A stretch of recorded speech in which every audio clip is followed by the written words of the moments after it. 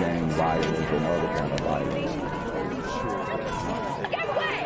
I could be at work, in school, in my car, and I can still get shot by the police, but I can get shot anywhere. So it is what it is.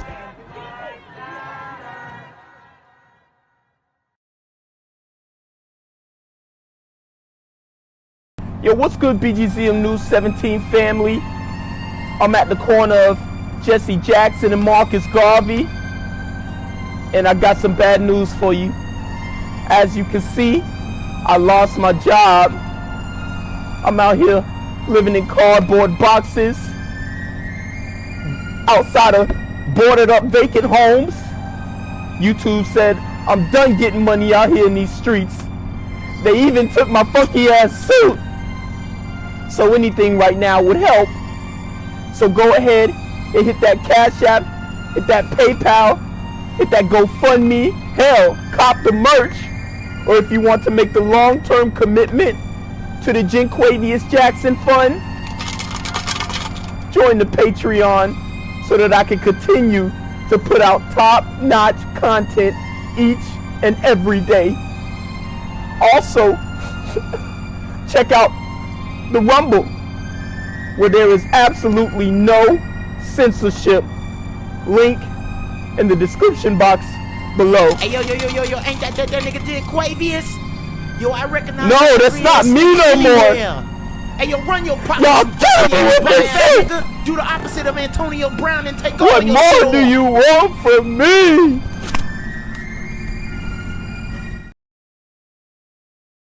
At 4 o'clock, a 17-year-old girl is dead and a young man has critical injuries after a drive-by shooting. Damn. It's like that. They ringing off shots, shooting indiscriminately, recklessly. They don't care. These super gremlins are on demon time. You hear all the shots right there. A neighbor gave us doorbell camera video that recorded the sound of those shots. Channel 2's Taisha Fernandez is live in DeKalb County, where the two victims tried to get away. Taisha? Wendy, the victims ended up here at this gas station, the Valero on Glenwood Road, after trying to get away from the person firing all those shots about a mile away. And I told you guys DeKalb County is very dangerous. You can get hit in DeKalb County and they don't care. Anybody can get it. Women, children. It's really like that. And it was a neighbor who recorded the shooting on his home surveillance system. He counted more than 20 shots in this recording. It startled the neighbor who gave us this video. He said his home surveillance system recorded the shooting on Thursday night just after 11 o'clock. Police say a 17-year-old girl and a 23-year-old man were sitting in a car here on Burgess Drive in Decatur when someone pulled up and fired at least 20 shots at the car. The teenage girl died. The man is in critical condition. Police say they left the scene trying to get away from the shooter. They pulled into this gas station on Glenwood Road less than... And that's really tragic. You have women getting caught in the crossfire.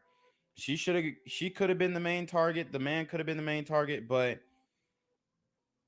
there is an extreme amount of beef in the streets of the Metro Atlanta area, and I don't think that it can really be resolved by any type of policy at this point.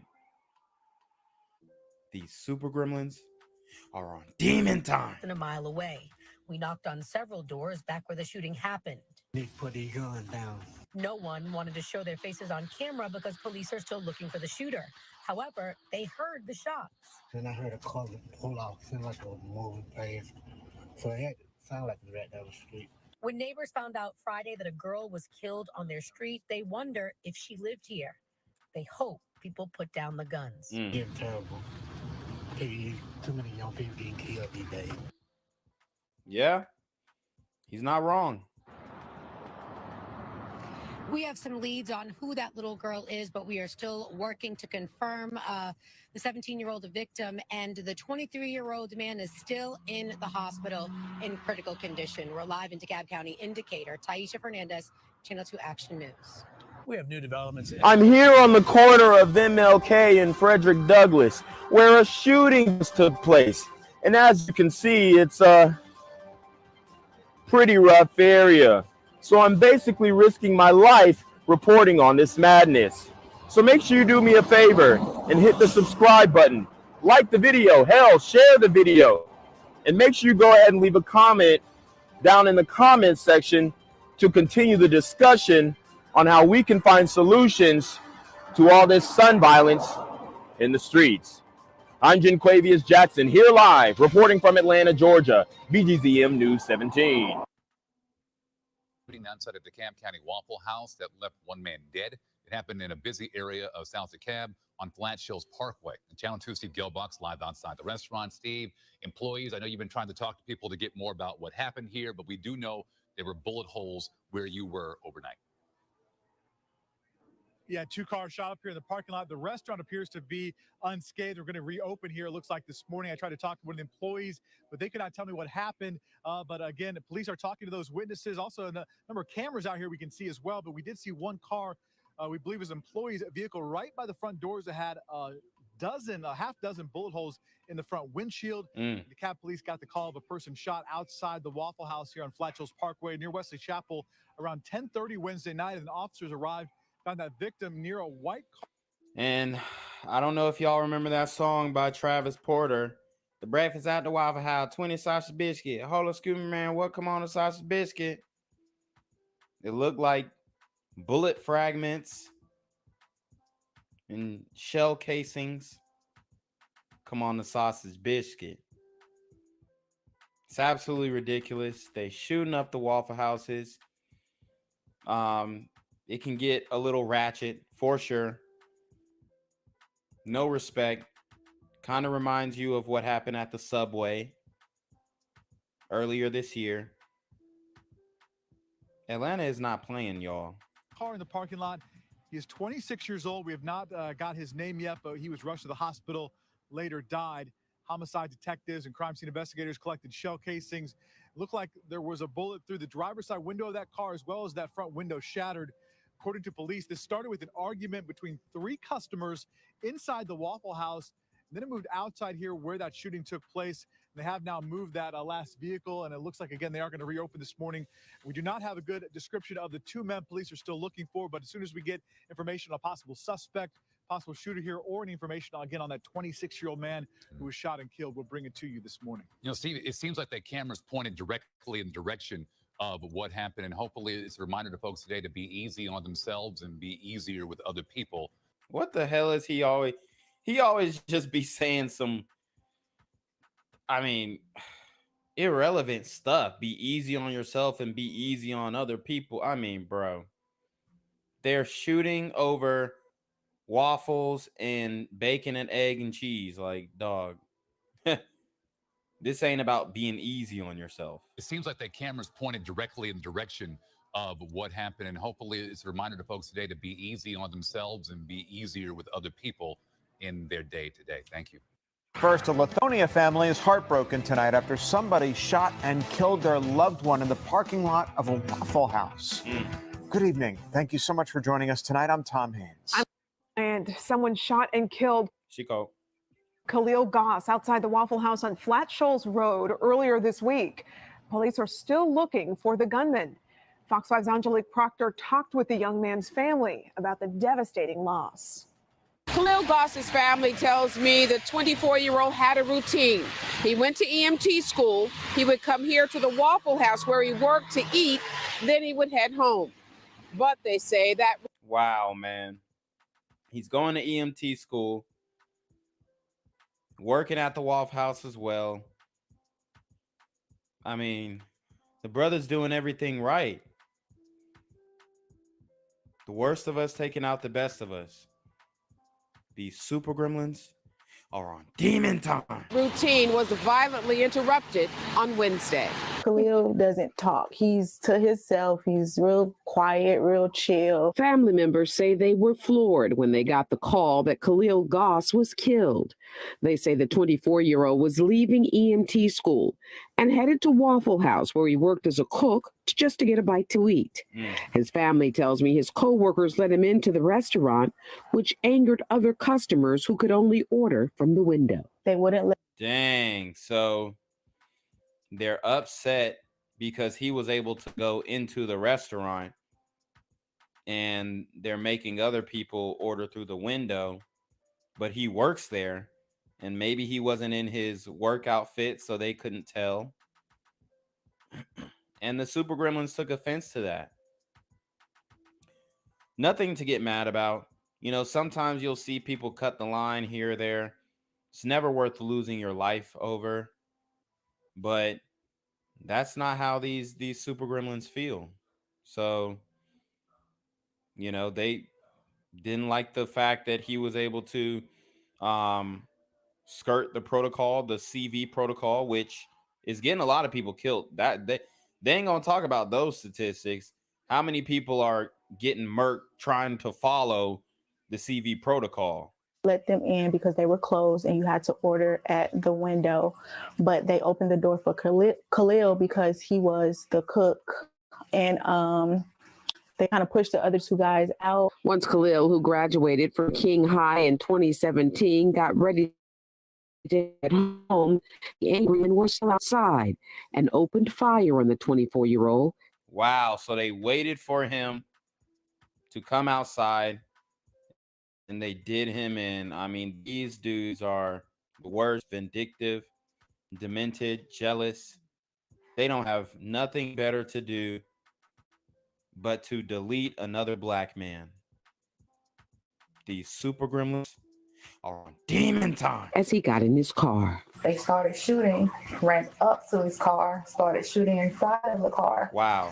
The waitress was telling him to get out the car and to run in the back door. She's like, come to the back, come to the back. And he tried to make it to the back, and then they started shooting him in his back. So she said he was stumbling and he fell. The family says Khalil's... Bro, these are animals, bro. Monsters. How could you do that to this man, bro? He was just trying to go into the Waffle House, get a bite to eat. He's not even the one who denied y'all access. First of all, it's none of your business what he got going on. But these dudes are just so jealous, bro. It's really sad. And that just leads me to my next thought, which is, sisters, come get your kids. Departure and at least part of the attack is on video. DeKalb police confirm the son and brother was not armed. His family says he tried to dismiss the irate men. Could you see it in your heart to forgive the people that killed you? No. Thank God. Now I'm rocking with this sister. No forgiveness for these Super Gremlins. We want the death penalty. We want a public hanging. Okay? A public lynching, something to cement it in these devils' heads that you can't just go around murking innocent people. Shout out to this sister. My train of thought, my line of thinking, no forgiveness for the Super Gremlins on demon time. No, I cannot. It was too malicious. Like I said, you didn't stop. It was no point that you stopped. No point that you stopped. And even now, it's no point. You're not even turning yourself in. DeKalb police are actively working this homicide. They say there are two shooters and both are on the run. In DeKalb County, Angelique Proctor, Fox 5 News. Gang violence and other kind of violence. I could be at work, at school, in my car, and I can still get shot by the police. But I can get shot anywhere. So it is what it is.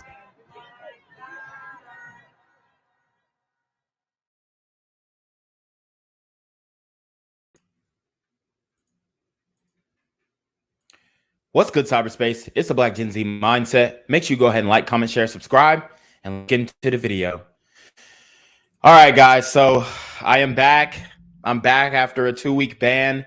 If you guys have not been seeing my videos, then that means that you are not subscribed to BGZM News 17.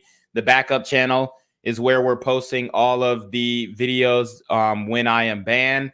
So I advise you to go and subscribe to BGZM News 17 because I project that I am probably going to get banned again, and this time for good. So, make sure you guys go in those links below. Find me on Instagram, Twitter, Rumble, all that, because as you can see, I did not take a break. There were no breaks being taken. The content wasn't taking a toll on me. It was just that YouTube obviously does not want the message to get out to stop the violence in the community. So they did ban my channel. They also demonetized me. So guys, make sure that you hit that PayPal, that Super Trap, and that Cash App so that you can show your support, because the fight is real, y'all. They are they're really working to stop your boys' grind, your boys' hustle. Okay. And I'm not going to stop, guys. I got the backup channels. I got the Patreon going. I'm looking to get more active on the Patreon. But yeah, donate to the channel, support alternative media, and that's that. So what we're going to do now is we are going to get into some pretty serious topics. It appears that the Atlanta faith leaders have come together and they are calling for a stop to the violence.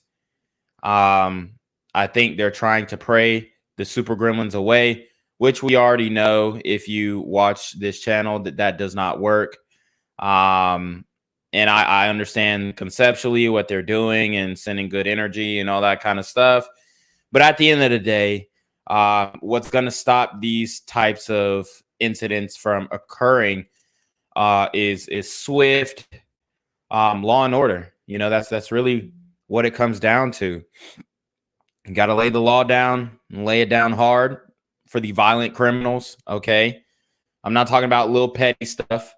I'm talking about dudes who are out here making the community as a whole unsafe, to the point where if you go outside in the city of Atlanta, you are likely to lose your damn life. Okay. Likely to lose your life.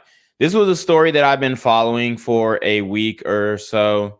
This is a story that I've been following for a week or so. We had a 12-year-old boy who was killed during a shooting near Atlantic Station. So we're going to kind of talk about that, and then some of the other teens who were taken out during my absence.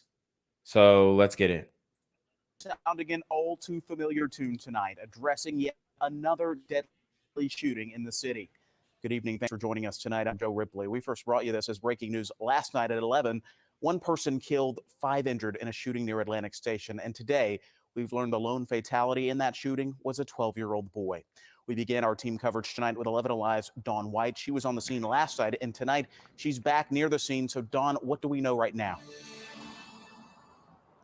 Joe, just hours ago, the Fulton County Medical Examiner's Office identified that 12-year-old boy is Zion Charles. Atlanta Mayor Andre Dickens, he said this afternoon that the 5 people who were shot here outside of Atlantic Station are all teenagers. So there you have it. I've discussed this before. We are absolutely living in an op culture. Okay, we are living in an op culture, and this op culture consists of these super teen gremlins feeling like they can just spin the block on their enemies. And a lot of times the ops who are actually going through with these killings, they're a little bit older. Okay. So you got older dudes kind of beefing with the younger generation. And I mean, it's kind of sad because it brings you to question, like, hey, why are y'all even communicating with kids this young at your age. So we definitely have a maturity issue going on in the community as well, because you have these guys who are, you know, drinking age or just about to be drinking age, driving age, beefing with guys who are in junior high school. The mayor also added that one of those teenagers is currently in the hospital in critical condition. And that teen, as well as a few others, are students in Atlanta public schools. Atlanta police tell 11 Alive off-duty officers escorted the group off the Atlantic Station property due to curfew violations and unruly behavior. So these are the water boys. If y'all don't understand, if you're not making the connection, these are the water boys, okay? These are the guys who are standing at the exits, who are trying to sell you water when, you know, we all know that a lot of times they're really trying to scam you, okay? But these are the water boys. These are the kids who are just miscellaneously hanging out in front of the gas stations and all this stuff. And we got some crazy stories going on in Atlanta. There was actually a Georgia State student who was just shot at the gas station. So we're going to keep you guys abreast of what's actually going on in the city, because they're trying to make it seem like it's just, you know, Black solidarity and Wakanda and all that stuff and the Black Mecca. But there's some huge issues going on and nobody's talking about it. You got kids dying. Nobody's talking about it. And it's just getting crazy out here, man. It's getting super hot. Investigators say a fight broke out within the group close to the 17th Street Bridge, and there could be multiple shooters as 3 guns had been recovered. The mayor says several parents didn't know their kids were at Atlantic Station, which already has a heavy police. And that is an issue. The parents didn't even know where their kids are. Sisters, come get your kids. Presence this time of the year. I'm a parent of a 17-year-old daughter in this city. And it is my everyday task to make sure I know where she is from time They need to fix the focus on that camera. she goes to school, to her volleyball practice, to her after-school job, to visiting friends. And so I'm asking parents right now that you use your phones, your Android or your iPhones. They all have trackers. And this comes at one of the big. You hear what he's saying. He's saying track your kids, make sure you know where they're at. But I'm telling you guys right now, these women cannot control these young men. They can't. There's no way. It's not possible. These dudes is getting buck on they mamas. They doing whatever they want. They stealing cars. I mean, how are you going to tell a young man as a woman to do something when he's already stealing cars at 13, 14? Busiest times of the year for the popular shopping destination. Coming up after the game, I'll have more on possible safety measures in the future to prevent shootings like this. Wow. So it's getting wicked out here, guys. It is getting wicked.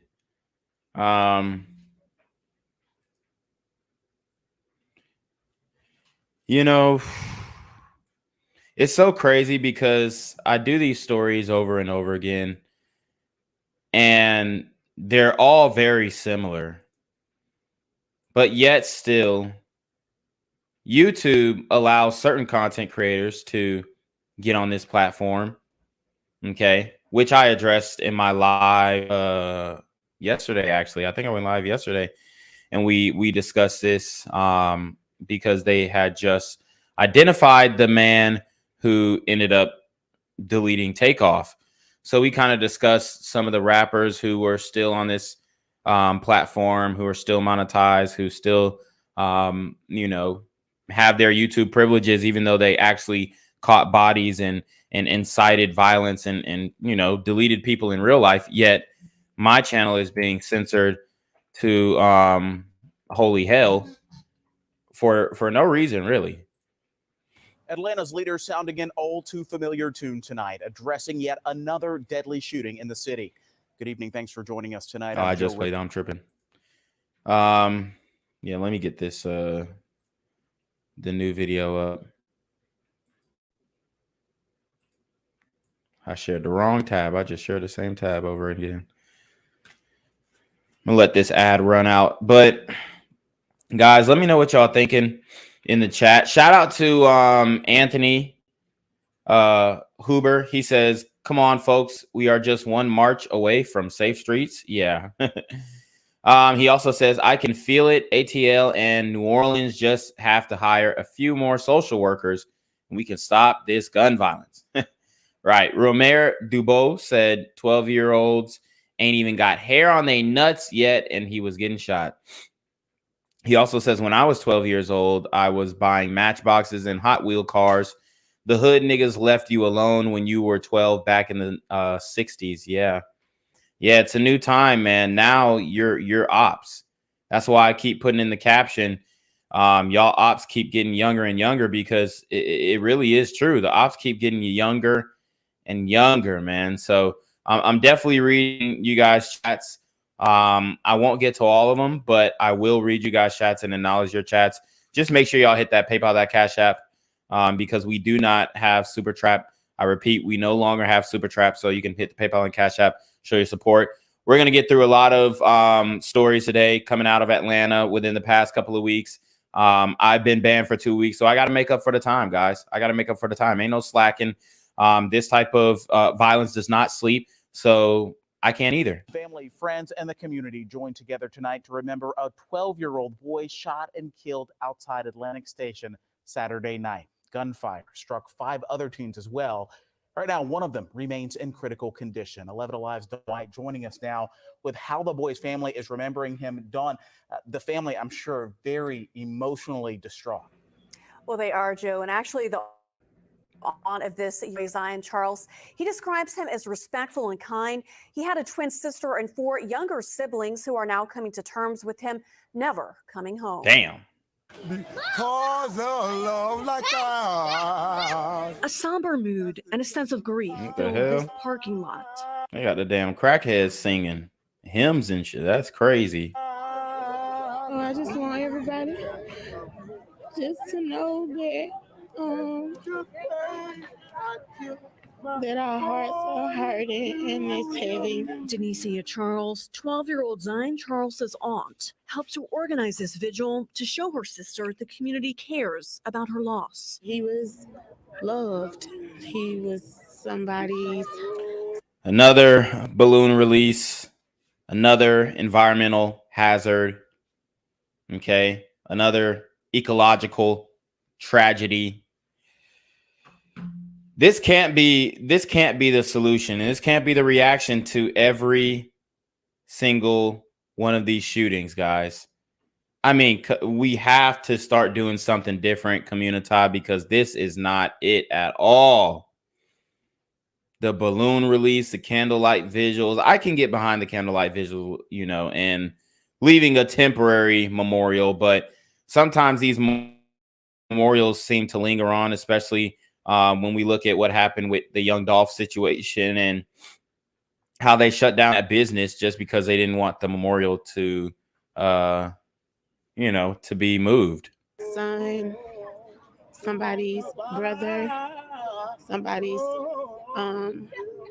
nephew, somebody's cousin, somebody's grandson. Zion lost his life after being shot outside Atlantic Station while hanging out with some friends. Zion was a bystander, just a child wanting to have fun with other kids. And he was not the target. He did not hurt anyone. Zaria Charles is Zion's twin and remembers him as full of life and love. Even if he was in your bad moment, he would always make you laugh, no matter what you were sad about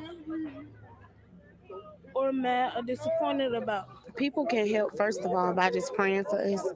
Prayer is like the number one thing that we need right now. So that's what she's saying. The solution is prayer.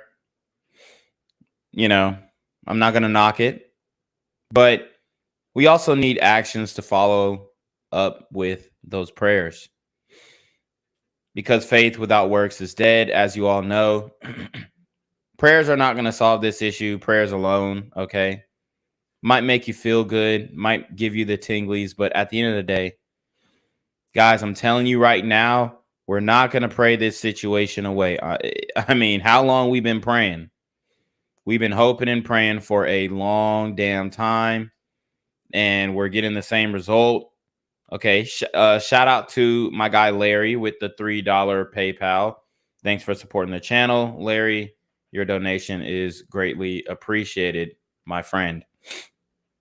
But we can't keep doing the prayer and not having some actions follow up with that. Otherwise, you know, you're just you're just talking a talk. Okay. Shout out to my guy Roderick Dubose with the $10 Cash App. He says, for keep bringing us the raw truth. Yes, sir. And Zion's aunt tells me the family is taking this loss day by day, and also they're beginning to make plans for his funeral. And Don Zion, the lone deadly victim in this shooting near Atlantic Station. What else did the family tell you about him?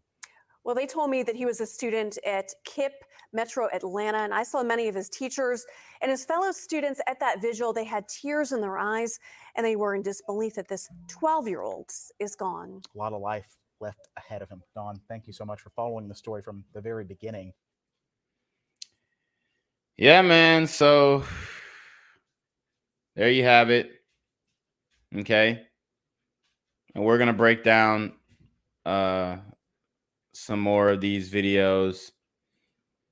The community obviously still believes that we can pray the situation away. You know, it really is difficult to watch these people continue to make the same mistakes over and over again. You know, the city is on the brink of erupting. I mean, truthfully, when you look at Atlanta and everything that's going on, people don't feel safe. People don't feel protected, and they feel like they have to watch their back. And it's kind of always had a vibe to it, but it's never been as bad as it is today. So let's hear what the faith leaders have to say about the crime in the community. Okay, as more young, victims from the community continue to fall. Even for the gang leaders, this has got to stop. Okay, so I already have an issue. This nigga talking about even for the gang leaders, it's got to stop, bro. There's no negotiating.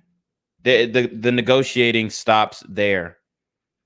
If they're in a gang, bro, you can't sit down, talk to them, and say, "Hey, well, tell your little minions to chill out." They have the quote unquote gang leaders that y'all keep saying are leaders, bro. They're self-acclaimed leaders. Like every nigga who is in a gang thinks he's the head honcho.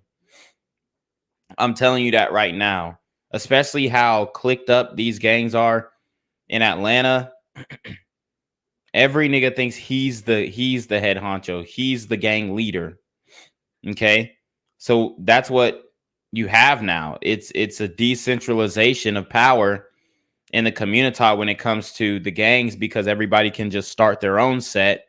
So it's like some king of the hill shit, where if I can't be the leader in this gang, I'll just start my own gang and say, oh, well, I'm a part of this gang, but I got my own set here. So there are no quote unquote leaders. Everybody is they're self-proclaimed, leaders of certain sets. It is what it is. Even for the gang leaders, this has got to stop. Members of the Atlanta faith community now coming together today for an end to the gun violence. And their call comes after 2 children were killed in a shooting near Atlantic Station, with police still working to make some arrests. 11 Alive's Bo Beth Yates spoke to that group about why they feel Georgia gun laws need to change. It is. So it's the gun laws, dude. Come on. Come on. That is crazy, bruh. designed to eliminate a class of people in this country. James Davenport is the founder of the Hit and Run Foundation, and he's urging the state to reconsider its constitutional carry law. He spoke on the behalf of the family of 12-year-old Zion Charles, who was one of the 2 children killed last week on the 17th Street Bridge near Atlantic Station. You got to have a license to go hunting. You got to have a license to get married. But how insane is it that you don't have to have a license to get a gun? Like I said, the people who are doing these shootings are in illegal possession of these weapons anyway. I do get his point. I get the point. But at the same time, I think a little bit of the reason for that is because you have to go through certain types of prerequisites to get a driver's license, or even with marriage, you got to go through the state and whatnot to get that thing official. When it comes to purchasing a firearm, it is your right within the Constitution. And also, I think that if the government had to create like a license to purchase a firearm, which there are in some certain states, but as far as Georgia goes, I think they're not really trying to pay for you to come into the range and see that you're using the weapon responsibly and all that type of shit. I don't really think they're trying to fund that. But there you have it. He's blaming the guns. He's blaming the weapons instead of the individuals. This is another mistake that we continue to make in the community. If you look at Chicago, if you look at New York City, LA, I mean, you could point to countless places where, they're blaming the guns, but it's an issue. Members of the Black clergy of metropolitan Atlanta gathered concerned that the new law will allow more guns to end up on the streets and potentially exposing more kids to violence. We're calling for this repeal of the law because if it's true that an eye for an eye leaves everybody blind, then a gun for a gun leads to gun violence epidemic. In addition to writing letters to state lawmakers and meeting with local officials, the group says they're also calling on faith leaders and the community to create more outreach programs and jobs for teens. So what they're going to inevitably end up doing is disarming the people who need the weapons the most. Focus has to be singularly on these children that are being shot and killed every day down in the streets. The group also mentioning this Saturday after Zion Charles' funeral, they will be marching from the church to the Capitol to raise awareness about the gun laws. And I'm going to tell you right now, that ain't finna do shit. So they're marching to get rid of the gun laws. The gun laws are giving regular citizens a fighting chance. Okay? That's the reality of the situation. That's the reality of the situation. They literally, they don't even get the issue at hand. And the sister kind of hit on it. She said, we need to focus on these young kids being shot. No, we need to focus on the young shooters specifically. That's who we need to focus on. Beth Yates, 11 Alive News. Even if you look at it, the courts are super backed up. The courts are super backed up. Nobody's getting charged. Nobody's getting prosecuted. People are waiting. I got a ticket about 6 months ago. And, I'm basically trying to get that resolved, and everything's backed up. They don't even have my name registered as receiving a ticket. And I got the physical copy and all this stuff, but it's just like, wow, man. I don't know what they're doing up there at that courthouse, but they do not have their ducks in a row for sure. Like, it's a lot of, I don't know if it's incompetence or just like lack of organization. And I don't want to talk too much before they violate me, but like, dude, it is crazy. Community, the civic, community that I'm a leader in terms of the King Center. We have to really come together and, as I said, pull that strategy together and work it every day. Dr. Bernice King among the leaders showing up tonight along the 17th Street Bridge in a response to the recent shooting deaths involving teenagers outside Atlantic Station. The lives of 12-year-old Zion Charles and 15-year-old Cameron Jackson were cut short nearly a week ago at that location. And tonight, there was a renewed call for action. 11 Alive's Cody Alcorn is there live. And Cody, you spoke with Dr. King along with several other leaders who were there, and even a teen who was at Atlantic Station the night that shooting took place. Jennifer, as you know, all week I've been talking to faith leaders and community leaders about what happened here, and they all agree there are too many guns on the streets getting into the hands of these teenagers. And Dr. King also pointed out the change I believe we all want to see is not going to happen overnight. There are no easy fixes to get through this. Dr. Bernice King is all too familiar with what it takes to mobilize a movement and inspire change. I think about all of the work that my parents did in society to try to move us in the direction towards a nonviolent culture. And when I see things like this, especially happen with young people, it's very troubling. Dr. King referring to the mass shooting outside Atlantic Station on November 26th, just across the street from where these faith and community leaders came together almost 1 week later. And anybody looking for this to stop tomorrow, that's not going to happen. It's not just a vigil. She's right. It ain't going to stop tomorrow. You can't just pray it away. This is a demonstration of love. Faith leaders like Reverend Wendy Torres believes the key to diminishing gun violence among this generation is for everyone to step up. We can't say, oh, look at these kids. No, those are our children, and we've got to do something about it. 19-year-old Sexton Chapman was at Atlantic Station when gunshots rang out. It bothers me the fact that it kind of doesn't. Like, it's kind of like just... It bothers me, of course, but it's not to the level where I feel like it should, because it's kind of... He don't give a fuck. It bothers me, but not really. Damn, bro. If the educated lame brothers can't see what's going on, we through. We through, man. Happens. A mindset Reverend Torres says has to change. It is very scary. It speaks to me of the soul of people, of our city, and our children. Well, I mean, it also has to do with the suppression of the message of what's actually going on.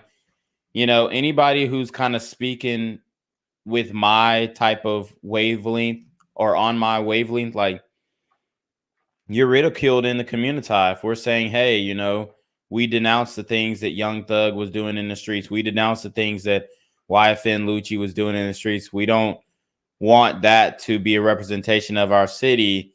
You get ridiculed, man. It bothers me, of course, but it's not to the level where I feel like it should, because it's kind of happens. A mindset Reverend Torres says has to change. It is very scary. It speaks to me of the soul of people, of our city, and our children. Dwayne Hart, better known as hip-hop artist Young Dro, believes parents have to be more involved in what their kids are doing. I think that you should go in those rooms that the doors are closed. You should go in the rooms and see what your child is doing. You should grab the phone. You should monitor. You should grab the phone and turn what music off that they're listening to.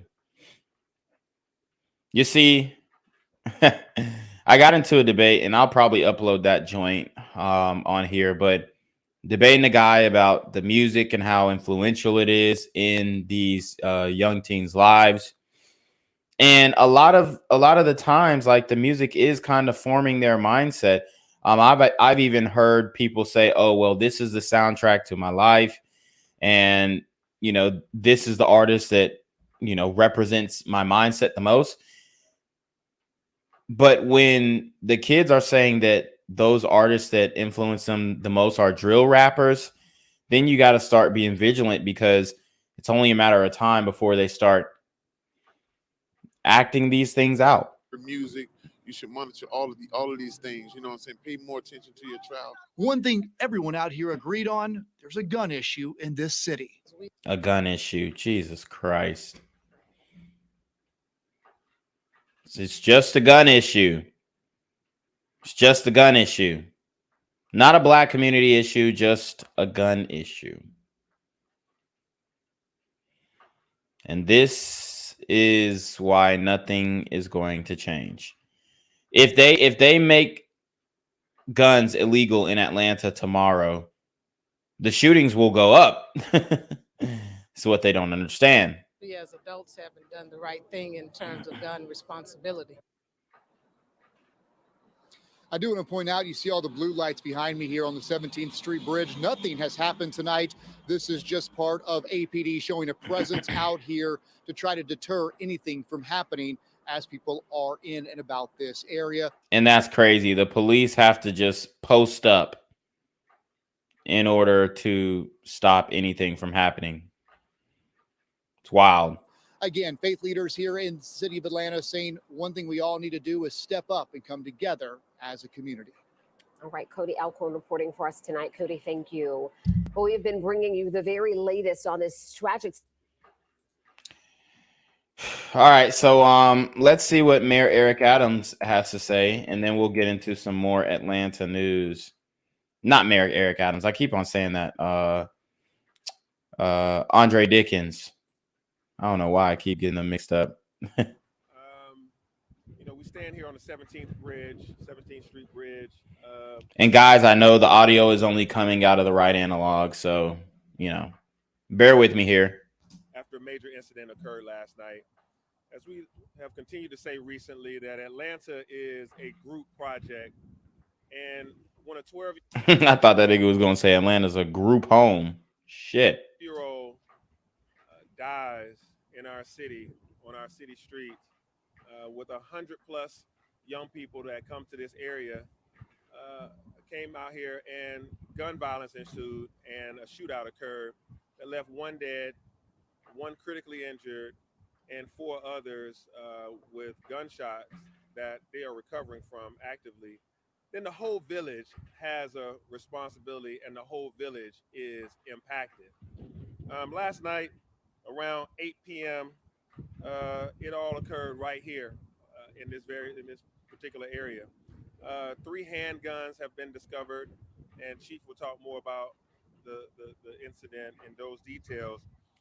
Some of the students went to APS schools, KIPP middle schools, KIPP high school, Bunch Middle School, Washington High School, and even some Cobb County schools and Fairburn schools, and there may be others as we find out more about individuals.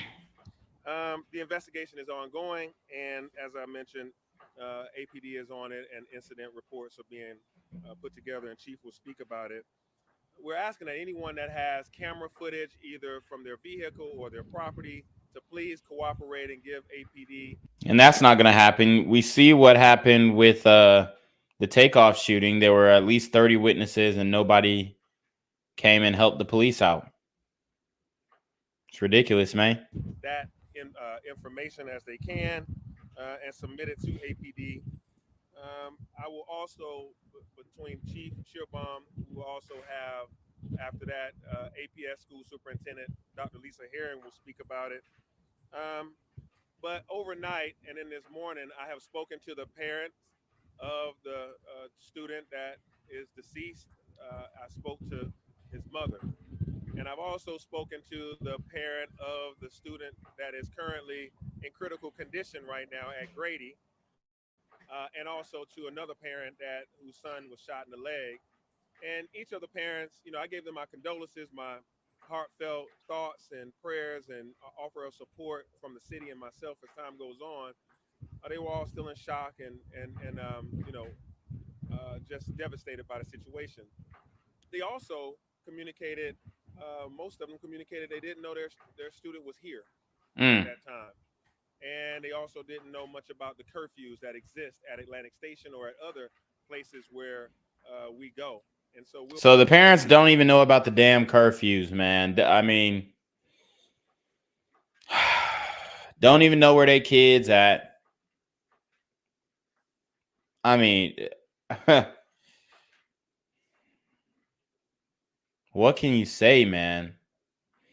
What can you say, boy? These kids is just, they doing what the hell they want nowadays. We'll we'll be vigilant to make sure we highlight what the curfews are in this city, and to also communicate to parents that it's important to know where your child is at all times.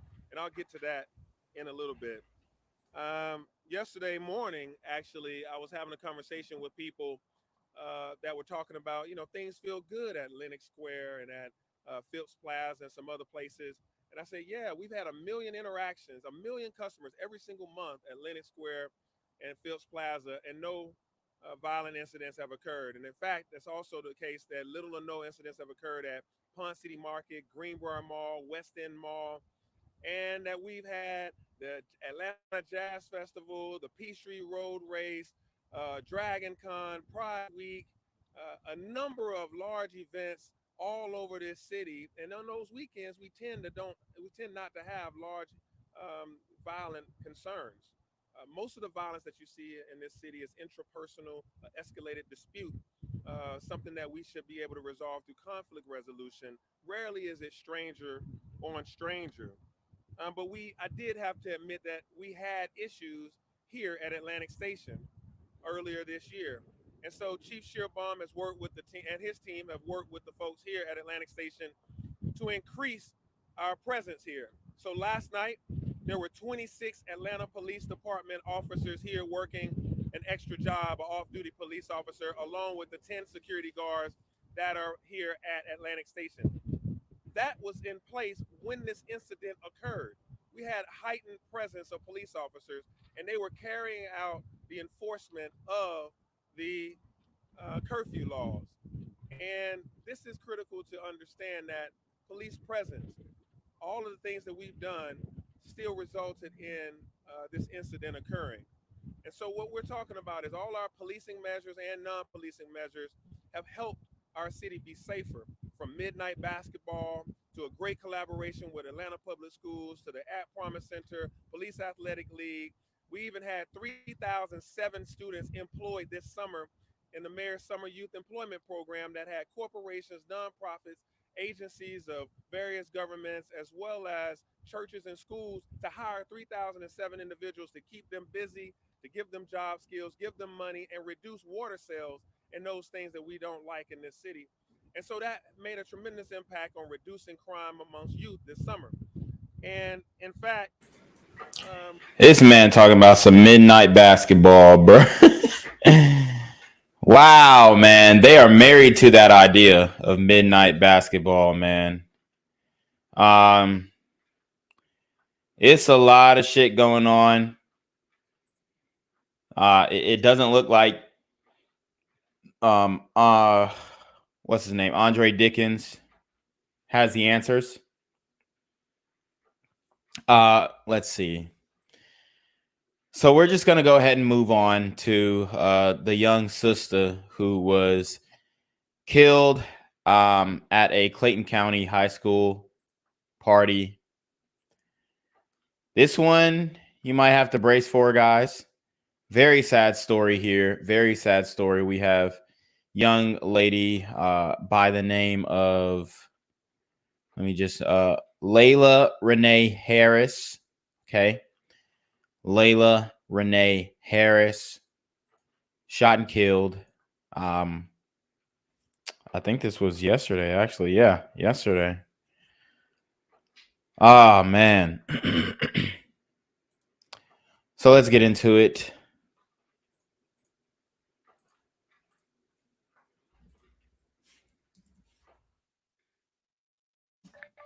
And new details now about a teen shot and killed at a high school party in Clayton County. Police just identified the teen as 15-year-old Layla Harris. 11 Alive's Liza Lucas is live now from Jonesboro, where we just heard from community activists reflecting on this loss. Liza, police say there were hundreds of teens at this party.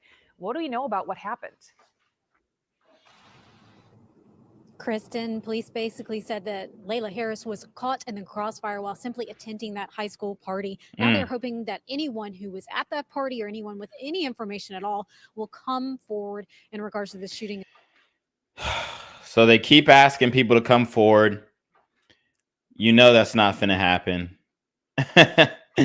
You know that's not going to happen. It's wild that they continue to say this.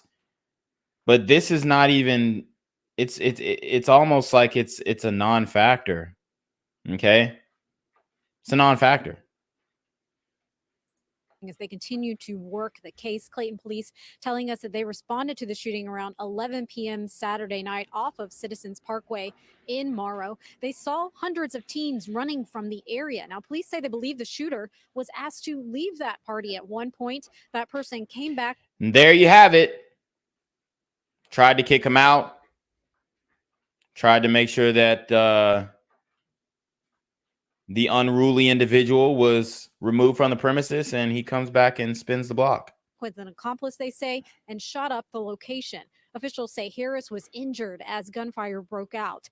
Today, we joined community leaders here in Clayton County as they gathered once again to call for action following yet another life lost to gun violence. We need to come together and rise up in unity. We need to go back to the days where She said, rise up like the Falcons. God damn. the neighbors see your child, they're calling the parents. It starts at home.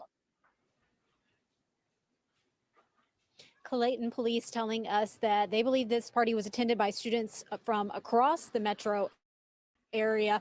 At this point, they don't have any information to share about who hosted that party, and they have not released any details about any suspect information. We're going to continue to stay on top of this case. But again, another reason why they are asking for the public's help to bring forward any information as they seek to bring justice to Layla's loved ones. Sending it back to you.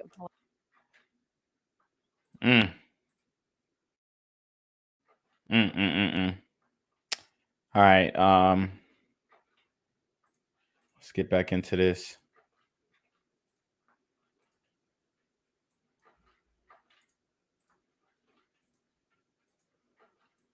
He was not the target. Police say 15-year-old Layla Harris was shot when someone opened fire, apparently angry that they had been kicked out of a party.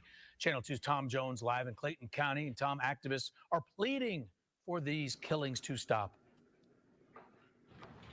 That's right, Justin. Those community activists say too many kids are killing kids, and it has to stop. Take a look. You can see where a bullet shattered the window here where the party was held. That bullet also shattered the hearts of Layla's family, who expected her to return home.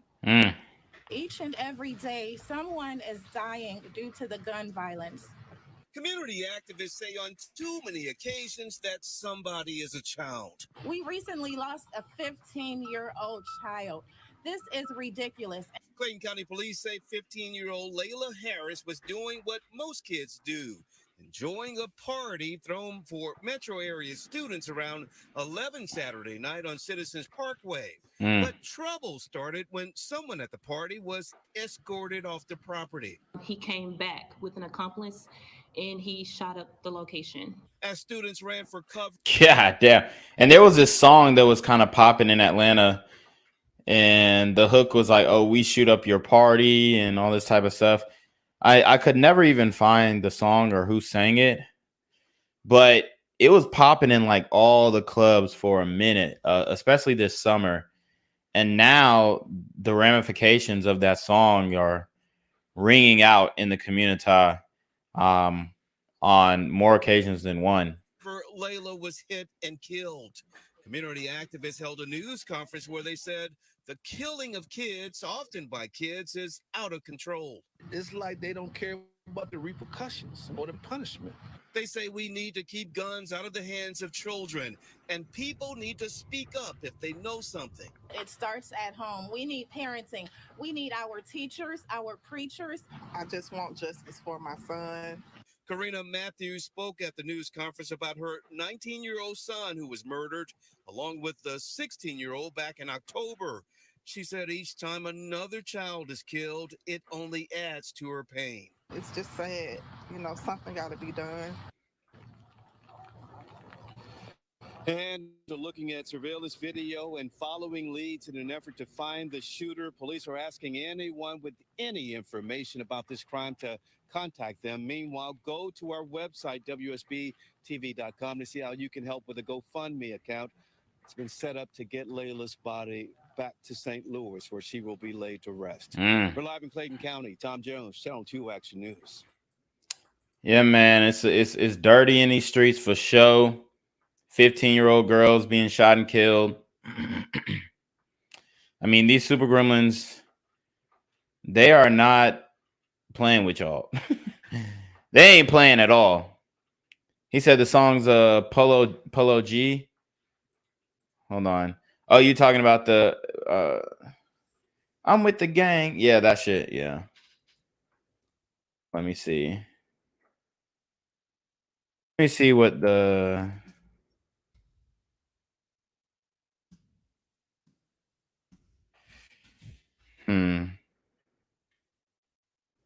Yeah, the pop up out your party.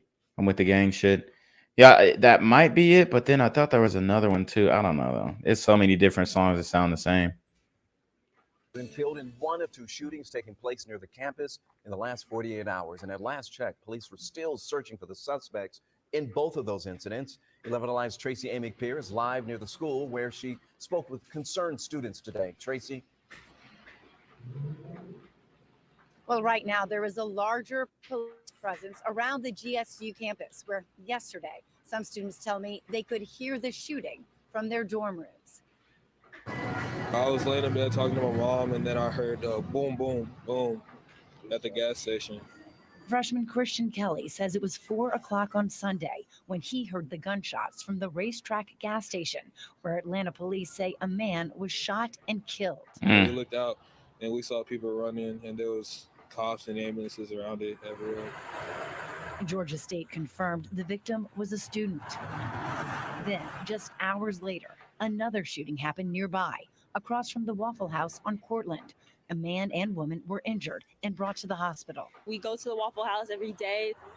Ashante Key says these. Yeah, you might want to stop doing that. You might want to stop going to the Waffle House every day. That's not a good decision, especially when, I mean, we just did a story on my man Khalil getting shot down at the Waffle House brutally.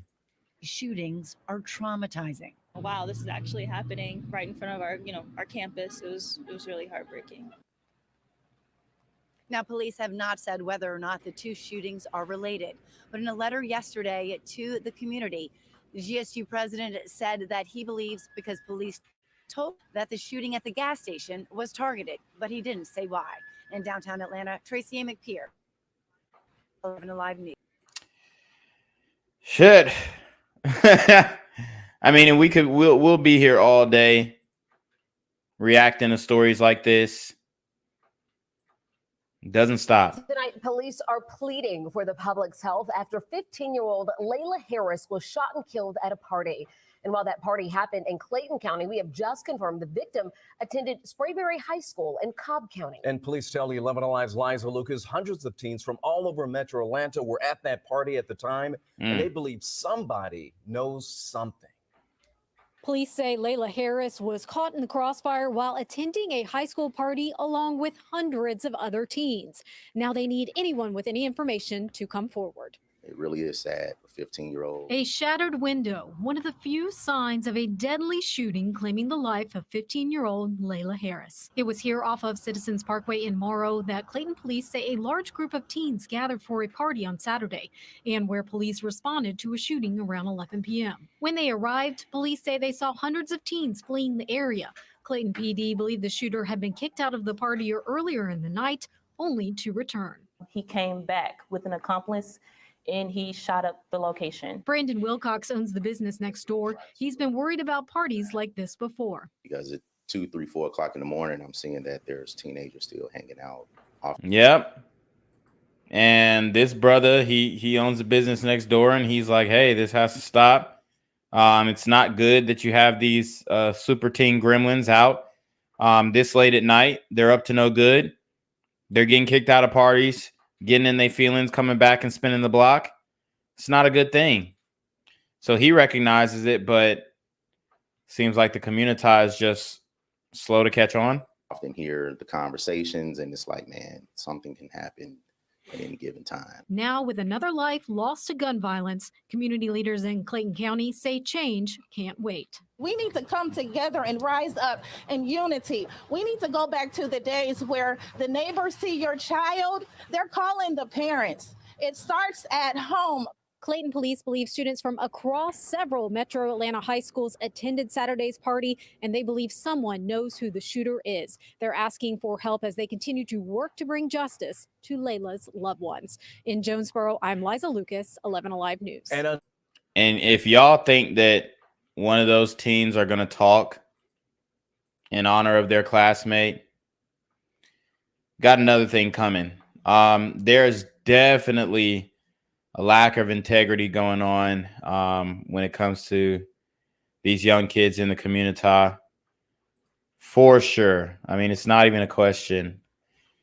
You know, you would think that they would rally behind their classmate because, you know, they're going to have visuals and dedicate a segment during the football game to the young girl and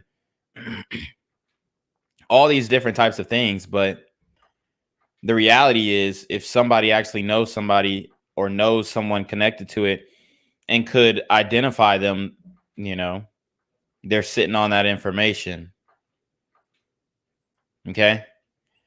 They're sitting on that information, and you think that they would be looking out for their classmates and, you know, feel some sense of solidarity for the same kids that they go to school with every single day. For her to just, you know, not show up because her life was taken the next day, it's unacceptable. But I think a lot of these kids are minding their damn business, which we need less of. We need more of people speaking up. But I'm telling you guys, the mindset is already set in. At this point, it's pretty much OV. It's pretty much OV. I'm going to show you guys another video of a brother by the name of Darshay Barnes Jr., who was arrested for, let's see, let me just double check. Yeah, so I mean, he caught two bodies. Caught two bodies. Now police are looking for him.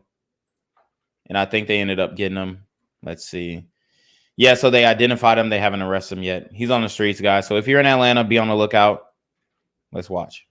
We have new details from Atlanta police about a deadly double shooting that happened on Father's Day. Officers say the person you see right here on this screen running away, that is a person of... Damn, and that was on Father's Day. That's crazy. Now it's all coming to light. Interest. They were spotted wearing a red hooded sweatshirt and some blue sweatpants, leaving the Villages at Carver apartment complex in Southwest Atlanta. Now, homicide detectives say a suspect shot and killed the two men and then took off running.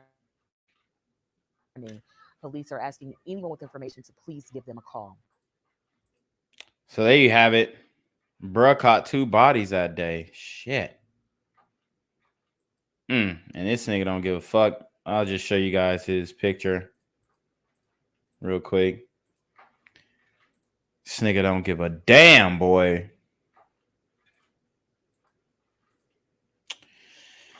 Oh man, this is the norm, guys. This is the norm. Atlanta is on fire. Let's see. Yeah, so we did that Waffle House story. Let's see if they have any more information on it, because this shit is just getting wild, bro. And it'd be the same Waffle House is getting shot up too.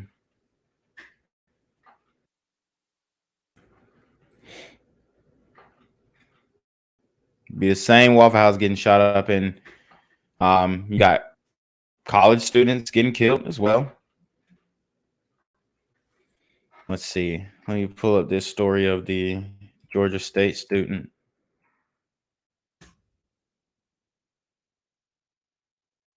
Guys, hit the PayPal, hit the Cash App, show some love. message is being suppressed.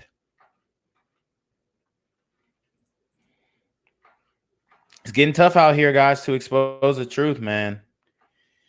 It's getting tough.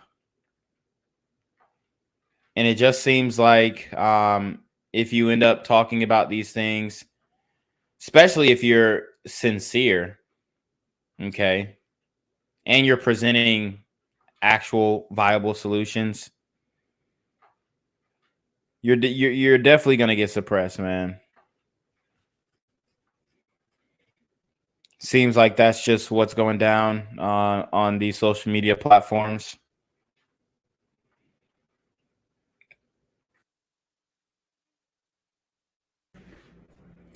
All right, so let me pull up this next video.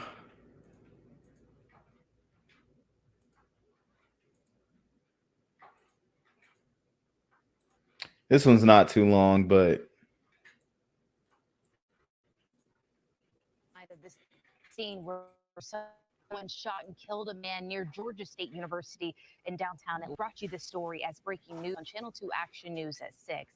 It happened on a racetrack on Piedmont Avenue at John Wesley Dobbs Avenue. Police have not said if they have anyone. So nobody in custody for that one. Sheesh. So let's see some older videos. You got a chick disappearing and who was last seen at the Waffle House. Oh, that's wild. Let me see if I can find some stories in the Discord. Let's see.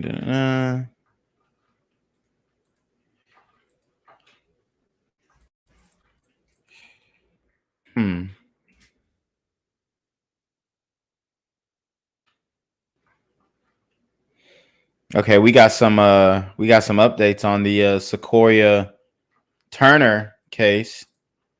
The young, I think the 7-year-old girl who was actually killed during the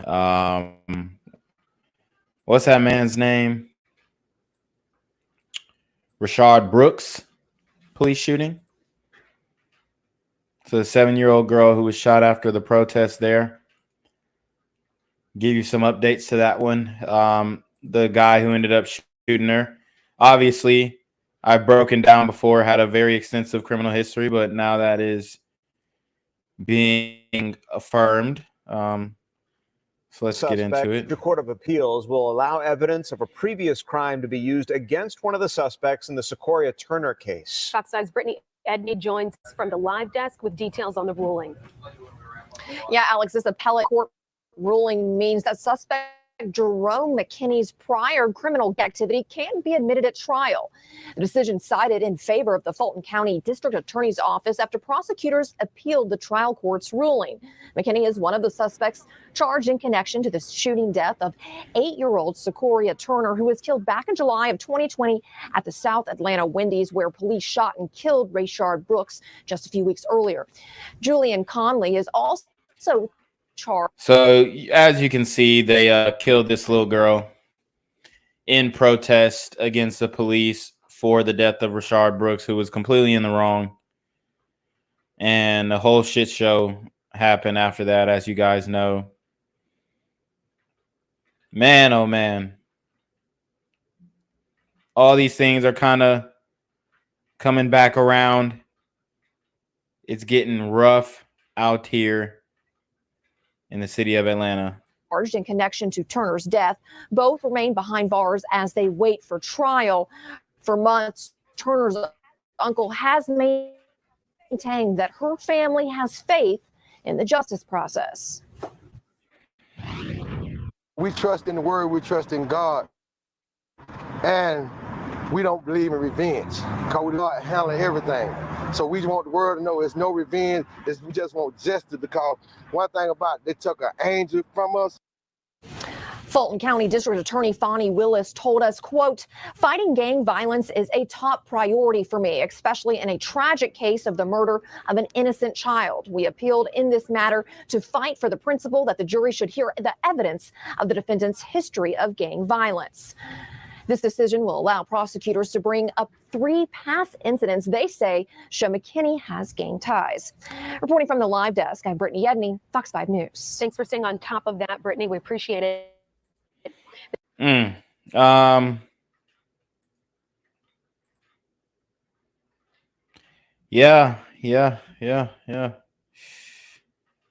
That's the vibe out here. I'm trying to see if I can get the full video of the faith leaders coming together. So I'm working on that as well in the background. But like I said, we'll be here all day if I'm just covering all the things that occurred, man. It really is sad.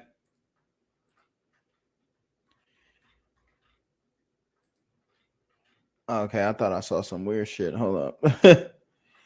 Okay, all right. So let's pull up this video. It's not the full video of the pastors, but it's another take from the news. So let's listen up. I can't full screen this, can I? Yeah, it's not gonna let me full screen it. All right, cool. These people gathering right here in weeks of violence. Chelsea Bynfor is in Midtown tonight on the 17th Street Bridge where people for change. Almost 1 week ago, the 17th Street Bridge was the scene of a homicide. Tonight, it became the backdrop of a prayer vigil as people work towards finding solutions for peace across Atlanta. We weep with those who weep. We mourn with those who mourn. Pastors, police, and people praying together Friday night after a violent month in Atlanta. We're asking for your comfort, God, like only you can give in the name of Jesus. Tonight's vigil planned after a string of recent shootings across the city, including one that killed 12-year-old Zion Charles and 15-year-old Cameron Jackson near Atlantic Station last weekend. Tonight, we come tonight to say enough is enough. Pastors at the podium prayed specifically for an end to gun violence and senseless shootings. God, we come to you tonight making a clarion call not only for peace, but God, we're praying that every illegal gun, every illegal bullet, every ill-obtained weapon that is in this city be turned over, that will fail to operate, that they... I know this is not what they prayed for. I pray that the guns will jam. Man, we're so far along, but it just seems like we ain't got nowhere. Praying that the guns will jam is crazy. Every illegal gun, every illegal bullet, every ill-obtained weapon that is in this city be turned over, that will fail to operate, that they are captured, that they are retrieved, and they are destroyed, oh God. Others encouraged everyone in the community to get involved by becoming a mentor to Atlanta's youth and helping them stay on the right path. But we're here because we're on a divine assignment, and we will not stop until we save the lives of our young people. It is in the mighty name of Jesus we pray. We all say amen. Amen. The now double homicide at the 17th Street Bridge remains unsolved. If you know anything about what happened, you're asked to call the Atlanta Police Department. Reporting in Midtown tonight, Chelsea Bynfor, Atlanta News First. The family. Sheesh, man. Wow, bro. If this is what they're on, bro, I mean, shit. We're going to take an L, bro. We are going to take a huge L. My man is praying that they just turn the guns in, dog. Let's see. Yeah, I can't find the full meeting of the faith leaders going at it.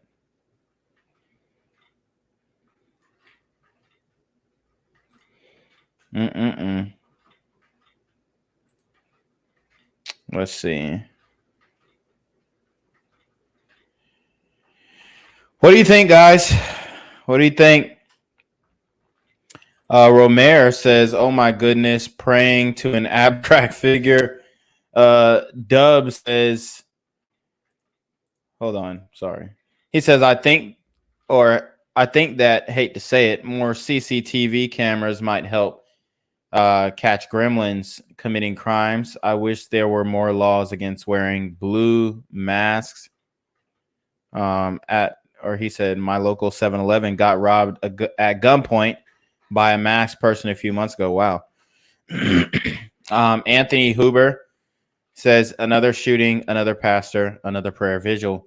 Cyrus Cherry says they pray the morning after pills stays legal. Dub says fight fire with fire, ? Lily Field says seems like the pastor doesn't understand evil. They will not turn anything in. Yeah, I mean, yeah, a lot of these pastors are highly delusional for sure. It's quite interesting to watch, but let's keep going. 2 hours, faith leaders held a rally. The goal is to stop youth violence. They met at the 17th Street Bridge in Midtown Atlanta. That's where 12-year-old Zion Charles and 15-year-old Cameron Jackson were shot and killed Saturday night. Channel 2's Larry Spruill is live for us in Midtown tonight. And Larry, you talked to the pastors about what they think can be done to stop this violence. Wendy, I asked many pastors, including Dr. Bernice King, that very question. What can be done to stop the violence that killed 2 young teens right here in Midtown Atlanta? Now, the pastors and even an Atlanta rapper tell me it's a huge problem and the solution is complex. But tonight's rally is a start. I can only imagine, oh God, what these mothers must be feeling. So, God, we're crying out right now in the name of Jesus, God. Faith leaders are believing in the power of prayer while calling for action. They met for a prayer rally against youth violence Friday night outside Atlantic Station on the 17th Street Bridge. We're sick and tired of seeing young bodies shot, young bodies buried. And that's exactly what happened almost a week ago when 12-year-old Zion Charles and 15-year-old Cameron Jackson were shot and killed during a shooting in Midtown Atlanta. Police say it was gang-related, but Jackson's family says he was not in a gang. Friday night, they lit candles with the 2 victims' initials. Bishop Dexter Johnson with Higher Ground Empowerment Center Church says there has to be a change. We're here to answer that call, to let the city know that enough is enough. Young people are dying senselessly out here on the streets. Dr. Bernice King with the King Center was also at the rally. She's concerned with what's happening. My question is, who's killing them? They won't say that, man. Oh, the young people are dying out here on the streets like they just tripping up on the potholes in Atlanta and just dying. It's crazy. With our young people. It's got to stop. There's no easy solution, but it's going to take all of us in a coordinated fashion working together to come up with a strategy to address it because it's very complex. Part of that complexity is the possible connection between music and the violent message portrayed behind it. Uh-oh.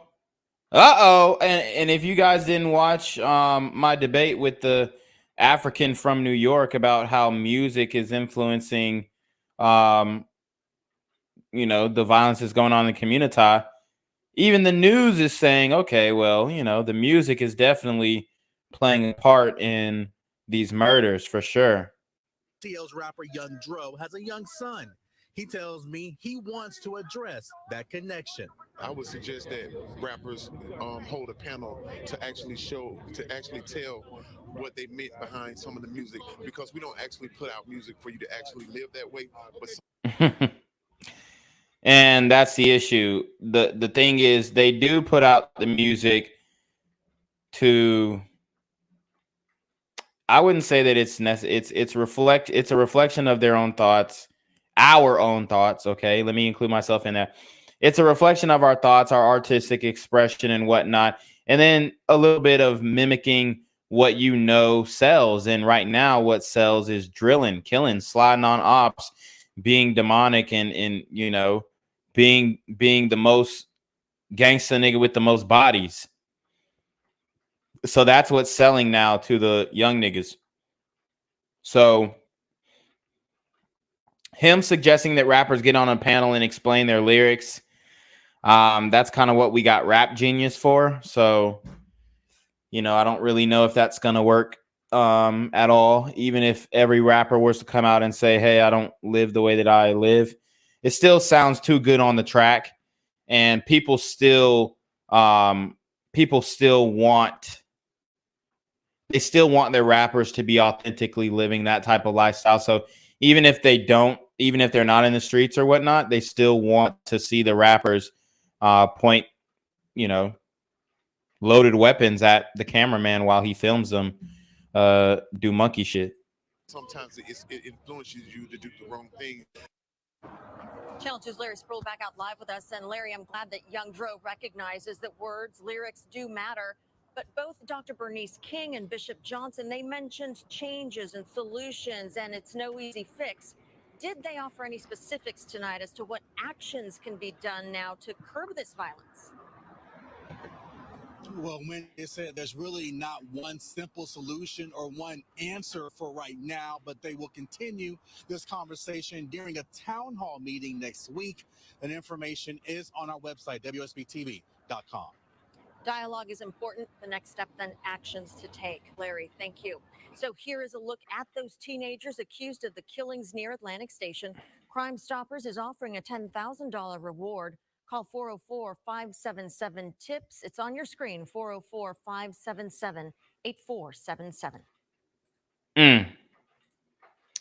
Now, this one I'm going to bring up, y'all. This one is going to hit hard. A Lyft driver is speaking up for the first time about being shot while dropping off a teen at a block party. 6 other people were shot that night. The driver was 60-year-old woman. Like I told you guys, nonstop. We'll be here all night. Just trying to cover the last couple of weeks that I was banned for. Driver, who was one of 7 people shot during a block party, says that shooting is a perfect example of how gang violence is destroying other people's lives. She's now advocating for judges to keep violent gang members locked up. Channel 2's Tom Jones is live in the city of South Fulton. And Tom, the driver, says her life will never be the same. It won't after losing a kidney and suffering a collapsed lung career. Jordan says her life changed forever after she turned onto this street to drop her customer off at a block party, and that's when a gang member started spraying bullets everywhere. I have nightmares. I wake up in cold sweats. Sonia Jordan says it's not easy being the victim of gang violence. It has to stop. It has to stop. The price is way too much. So as you can see, this woman is distraught. She's broken up about this. A lot of women are experiencing this, being Uber drivers, Lyft drivers, and running into one of these super gremlins on demon time. She lost a kidney. She suffered a fractured rib, and her lung collapsed after the Lyft driver was shot while dropping off a teen at a block party on Woodford Road in June. I was in ICU. Her lung collapsed, y'all. Man. Days. Yeah, at first they didn't know if I was going to make it. 6 other people were shot that night. And there was a baby shot. Another young girl who was an athlete, she was shot. She can't run now. Jordan is speaking out to let people know that gang violence is destroying too many lives. It's destroying our community. Yeah, and then you still have dumbass niggas on Clubhouse arguing if gangs are a positive effect on the black community. Dude, this shit is fucking ridiculous, man.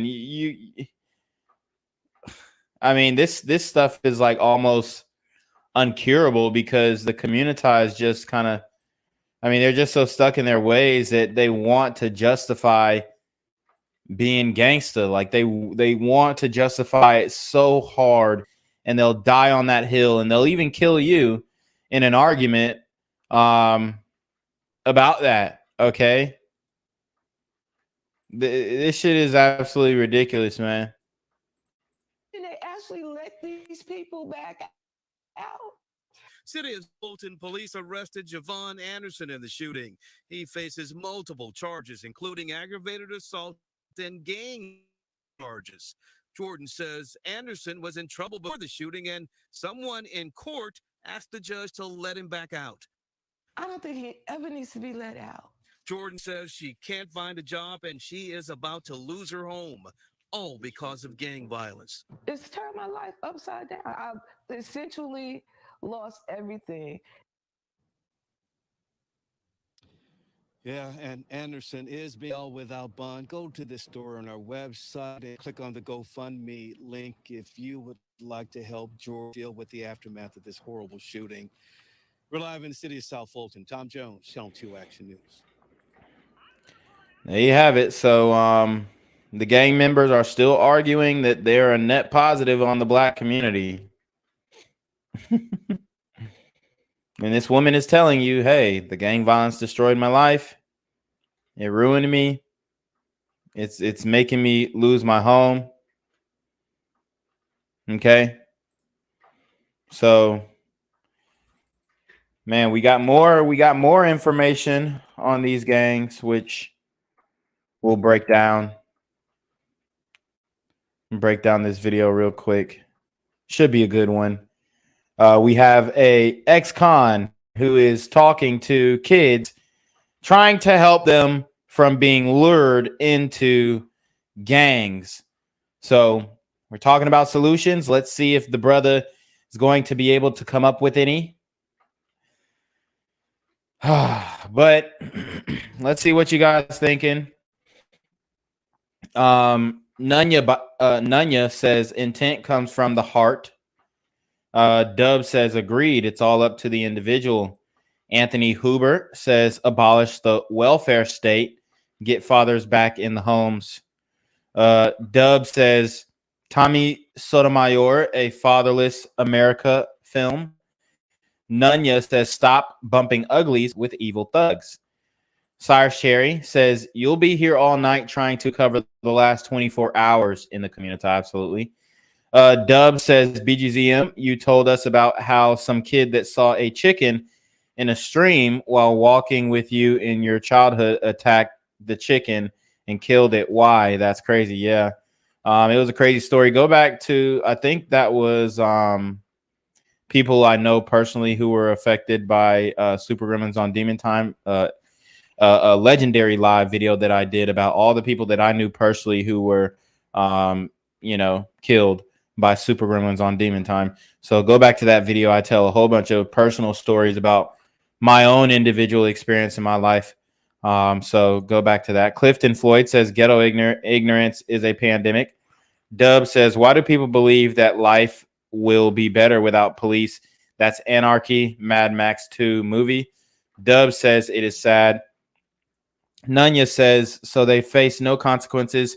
Why do we need lawmakers with no enforcement? Charles says empowering monsters.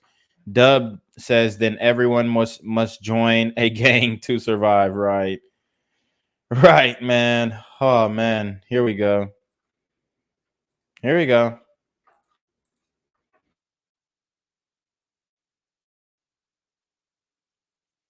Did it share, guys? Hold on, sorry. Channel 2 Action News exclusive. A convicted felon who spent nearly 2 decades in prison. He's on a mission to keep children from making the same mistakes he did. Channel 2's Michael Seiden is live in Gwinnett County. And Michael, this Damn, 2 decades in prison is crazy. Told you that since that deadly shooting near Atlantic Station, and dozens of parents have been asking him specifically for help.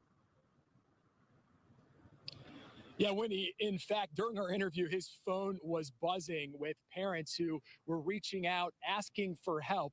Now, this convicted felon, he spent 19 years in prison, but since he's gotten out, he's made it his mission to make sure children don't end up in jails like this one, or even worse, dead. You don't make any money. It's hard work. Why are you doing this? Because it's needed. The reality is that I'm a man, and our children are suffering and they're lacking father figures. And I believe that it is my calling. I believe it is my duty. I believe it's my obligation. When Myron Fontaine learned about the tragedy near Atlantic Station Saturday night, this reformed felon, who's known on social media as the prison doctor, knew it wouldn't be long before the calls and email begin pouring in. This is what I get every single day. These are my emails from house calls all over Atlanta and all over the country. Concern and panic coming from single mothers. God dang. So this nigga, he's basically acting as a father to all these kids. You heard what he said. These calls of panic coming from single mothers. You don't see any single fathers calling this man to come discipline their kids. I told you guys this before. Women get offended when I say this, but it's the absolute truth. Women cannot raise young boys. They can't discipline young boys. Now, can they have a good outcome every once in a while? Yeah, for sure. But en masse, these single mothers are struggling, and they're calling in the prison doctor to come be a parent to their children. So at least they're doing something in that regard. So, you know, I would consider this sisters. Come get your kids. Okay. It's just that they're sending another man to do the dirty work for them. Day. These are my emails from house calls all over Atlanta and all over the country. Concern and panic coming from single mothers who are desperate for help.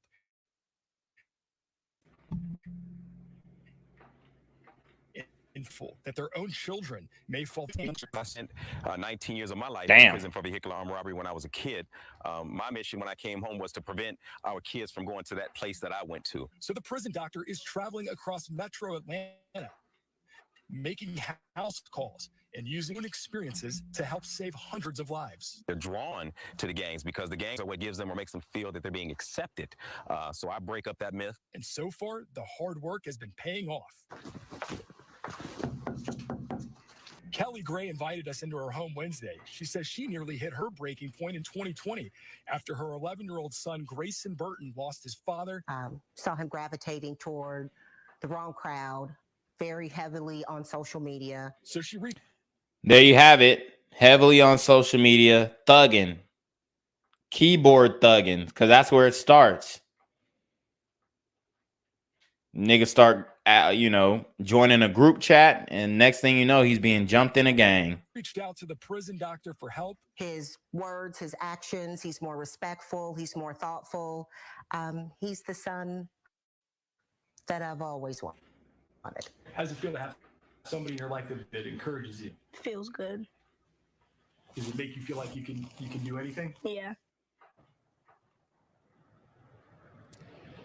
Yeah, great stuff. You know, the great thing about what Myron's doing is it's not just dropping by one time. He stays in constant contact with these kids. In fact, when we were interviewing him, he had just gotten back from Washington State. One of the kids who was helping out there had called him. Now, again, he has a nonprofit. He's looking for people who want to step up and help out with his organization. We have all that information on our website, WSBTV.com. For now, we're live in Gwinnett County. Michael Seiden, Channel 2 Action News. So there you have it. Shout out to the brother Myron, aka the prison doctor. Boy, oh boy, it's wild, and it looks like he's he's wearing a lot of hats. He's putting in a lot of work. But I do want to highlight a little bit more the young 12-year-old boy who was clapped up at Atlantic Station, because his mother actually tried a lot to get him off the streets, to no avail. Obviously, she had no idea where he was at that night, which is concerning. And I'm sure it's, you know, like that all the time with their parenting dynamic, which, you know, it kind of is what it is at this point. We've kind of beat that single mother thing, you know, to a pulp. If women can't recognize that it's not good to be a single mother at this point, then they're just going to have to, you know, stomach the fact, especially in the Black community, that your kid is more likely to get gunned down in the streets. Because it's not just about going to prison at this point. I mean, at this point, shit, it's about, hey, you know, if you're a single mother, the statistic, the likelihood of your kid in the Black community, at least, getting involved in these gangs and then getting shot down in the street is very high. So it's not even about prison anymore. It's about the preservation of the child's life. Of Atlantic Station property for unruly behavior and curfew violations. When the group got to the bridge, police say there was some sort of dispute that then led to gunfire. Zion was killed and 5 others were shot and rushed to the hospital. Well, this afternoon, Zion's mother went before the city council. As they listened to her emotional comments, council members talked about a big gap in juvenile justice and the need to provide more help to Atlanta police. Fox 5's Morse Diggs was at that meeting and joins us live with more. Morse. Derricka Charles told the council members that her son had behavioral problems, at least a portion of that medical. She said she sought intervention from the juvenile court system, but that request went nowhere. What happened to one 12-year-old child sparked an outcry for Atlanta city leaders to do less talking about troubled young people and come up with action. And she actually should have reached out to the prison doctor, and maybe he could have talked some sense into that young man. The boy's mother spoke to members of the council public safety panel. I said, he's out breaking these folks' cars. Could y'all please get him up the street to take him down, let him know, but somebody killed my son. Yeah, damn. So she was basically, I guess, telling the juvenile system that her kid was out here breaking into folks' car. That little nigga might have broken into my shit. Lord have mercy. But anyways, she told the police that the little nigga was breaking into people's cars. And I guess they weren't able to do anything. And this meeting that she's at, I'm actually looking up. Well, I'm trying to click the link. It's not letting me. But this little, I guess, city hall or city council meeting was a 4-hour-long meeting, which I might, if I can get the video, I might pull it up. Oh yeah, I got the video. So yeah, it was a 4-hour public safety meeting in the community.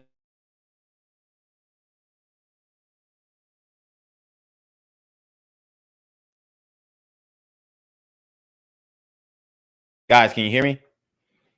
Guys, can you hear me? They trying to take your boy out. YouTube trying to take your boy out. Put a 1 in the chat if we're good. We're going to break down this city council meeting, guys.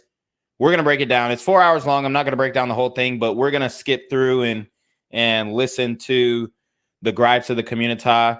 But let's keep going. Then I'll read some of you guys' chats. And I can give y'all this police officer number. I talked to him 7 days ago, and I said, I'm begging you, could you get my son in custody? He said, I can take him down, tell him to the juvenile system all day. It's up them to keep him, and they're not going to keep him. They told me. Yeah, that's what's happening. They're overfilled. They're flooded. These sisters want to have these kids, pop them out, and then just give them off to the police. I mean, she's begging for the police to put her son in prison. How insane is that? Not necessarily prison, but a juvenile center, which is basically like prison. So you have this woman begging the police to take her son to jail. And then on the back end, they'll be like, y'all locking up all our kings. Y'all threw away a whole generation. This shit, you cannot make this shit up, bruh. He gotta have a point system. Police investigators are still putting pieces together about what led to a total of 6 people overall being shot Saturday night in Midtown. But the gap in the juvenile court system created by the point formula for discipline is a problem officers deal with daily when they pick up a teen or preteen. A lot of us have dealt with the point system for a very long time, and it does not work. The older kids are using the younger kids to commit the crimes because of the way the point system works. And so what we're doing is putting violence into the hands of a very young person. We won't be able to put a police officer at every corner inside the city. Right. So it requires more than just the police department to address this issue. It requires more all than the of city us. of Atlanta. It has to be a parent. Why are you over talking the chief of police? It's fucking crazy. You got bitches who ain't never been in law enforcement who, like, bruh, listen to the nigga who's actually in law enforcement. Now, another thing that Peake, the deputy chief, spoke to about this whole problem, he says he needs better coordination whether it's Atlantic Station or another private venue, before young people are expelled from the property. He says APD needs to know about that so they can get police officers there to handle any overflow. From Northeast Atlanta, I'm Morris Diggs, Fox 5 News. Yeah. I mean, guys, you can't make this shit up. You have the sister out here begging for the police to come take a kid. Woo! Woo! Woo! I mean, damn, bro. We are down bad as a community. We down bad. Shout out to Romero Dubose. He says he sounds sincere. Dub says, it boggles my mind that people think it would be better to have no police. Don't they realize that they can become victims of gremlins? I think they must be slow. Nunya says low IQ. Dub says nope. Romero Dubose says the only problem is that the show Scared Straight didn't even scare the young boys about ending up in prison. Right. Dub says prison is considered a vacation with 3 hots and a cot to certain people, I guess. Ox showed prisons in Africa where they were stacked in cells like sardines in a can. West Howard Street said, aw, no CC. Nunya says it was a different dynamic when I'd have to look up at our son who was 6 feet and I'm 5'6". My club made us equal. Yeah. And, you know, the hits only last for so long before they stop hurting. West Howard Street says Eastern European labor camps are supposed to be pretty tough. Dub says that can cost you your life, SMH. Romero says, dude doing good work. I think he's referring to the prison doctor. Romero Dubose says he's going to stay busy. Dub says allegedly there is a prison off the coast of Europe on an island with no walls and few guards where they teach inmates a trade and allegedly most, when released, get employed. Interesting. Nunya says, remember how everyone cried because Sheriff Joe made them live in their tents, wear pink undies, and ate Bologna sandwiches? Dub says, oops, not tech. I meant to type teach. Okay. Romero says the gang tried to make the older kid or the other kid pay a toll, maybe. Yeah. Cyrus Cherry says, Gen Z, you getting played by YouTube and you seem to care about the community. How are you not bitter? Oh, I'm bitter as shit, man. I'm fucking pissed, but it is what it is. Can't do anything about it. But regardless of what YouTube does, I still think, and believe that getting the information out is more important than, whatever gratification I'm seeking from this or whatnot. So it is what it is. I'm gonna put out the content. I'm gonna ask you guys to support the channel, but hey, fuck it, man. And plus, I like knowing what's going on in my surroundings and places that I might plan on traveling in the future. West Howard Street says mass execution will end up being the only way left to fix this. Dub says, I am bitter. Gen Z is the last guy who should be demonetized. Yeah, that's facts. Dub says yes. Romero Dubose says, you janky. Yeah, that's when we lost Wi-Fi. Yeah, the YouTube's definitely trying to take me out. Romero Dubose says her own people voted for this. Facts. Krabby Turtle says, yo, welcome back. Yes, thank you for welcoming me back. Romero says they want the government to take care of their kids. Facts. Dub says new money every month. Bo Brown says it's better than her son getting killed. Dub says, thanks, Brandon. John Gill says, seen at least 14 shot in Philly again today. One died. Wow. Charles Randolph says, treat these jackals as the rabid dogs that they are. Big facts. All right. So, all right, let's see. We're going to get one more story on the Atlantic Station thing. Then we're going to go to that city council meeting and wrap it up with that. So. And to discuss security coordination following a weekend of violence near the shopping and entertainment complex. The gunfire struck and killed a boy just 12 years old and wounded 5 other young people. On Monday, an APD commander told city leaders about 3 changes that can make streets safer for young people. Fox 5's Morris Diggs has those details. It is a hot property, the Atlantic Station complex, very popular with young people. Then the downside comes when those young people are not supervised. Those problems fall into the lap of the APD. Before bullets were sprayed hitting Zion Charles and 5 other young people, security at Atlantic Station cleared the Midtown complex Saturday evening of unescorted youngsters, enforcing a private curfew. Jurisdictional lines no longer matter when it comes to saving our children. You can't push them off your property on the 17th Street, turn around and walk away. What we are asking is that they communicate with us and say that we see a large number of youth that are congregating and we're seeing issues that are boiling over. And so give us the call prior to you pushing them off so that we can have resources to respond.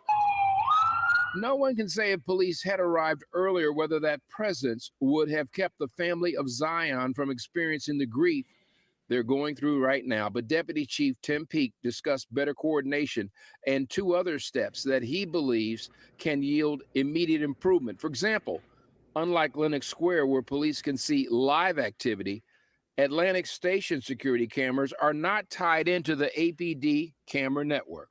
We're hopeful that we'll be able to close that situation. So far, we've had that commitment. So for the record, the answer is no.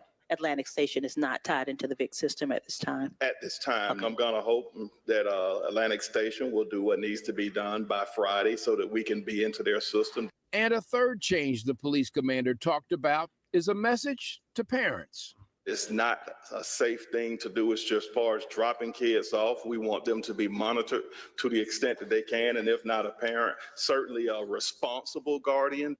The Deputy Chief Peake says there will be added police presence out here at Atlantic Station for this weekend. From Midtown, I'm Morse Diggs, Fox 5 News. All right.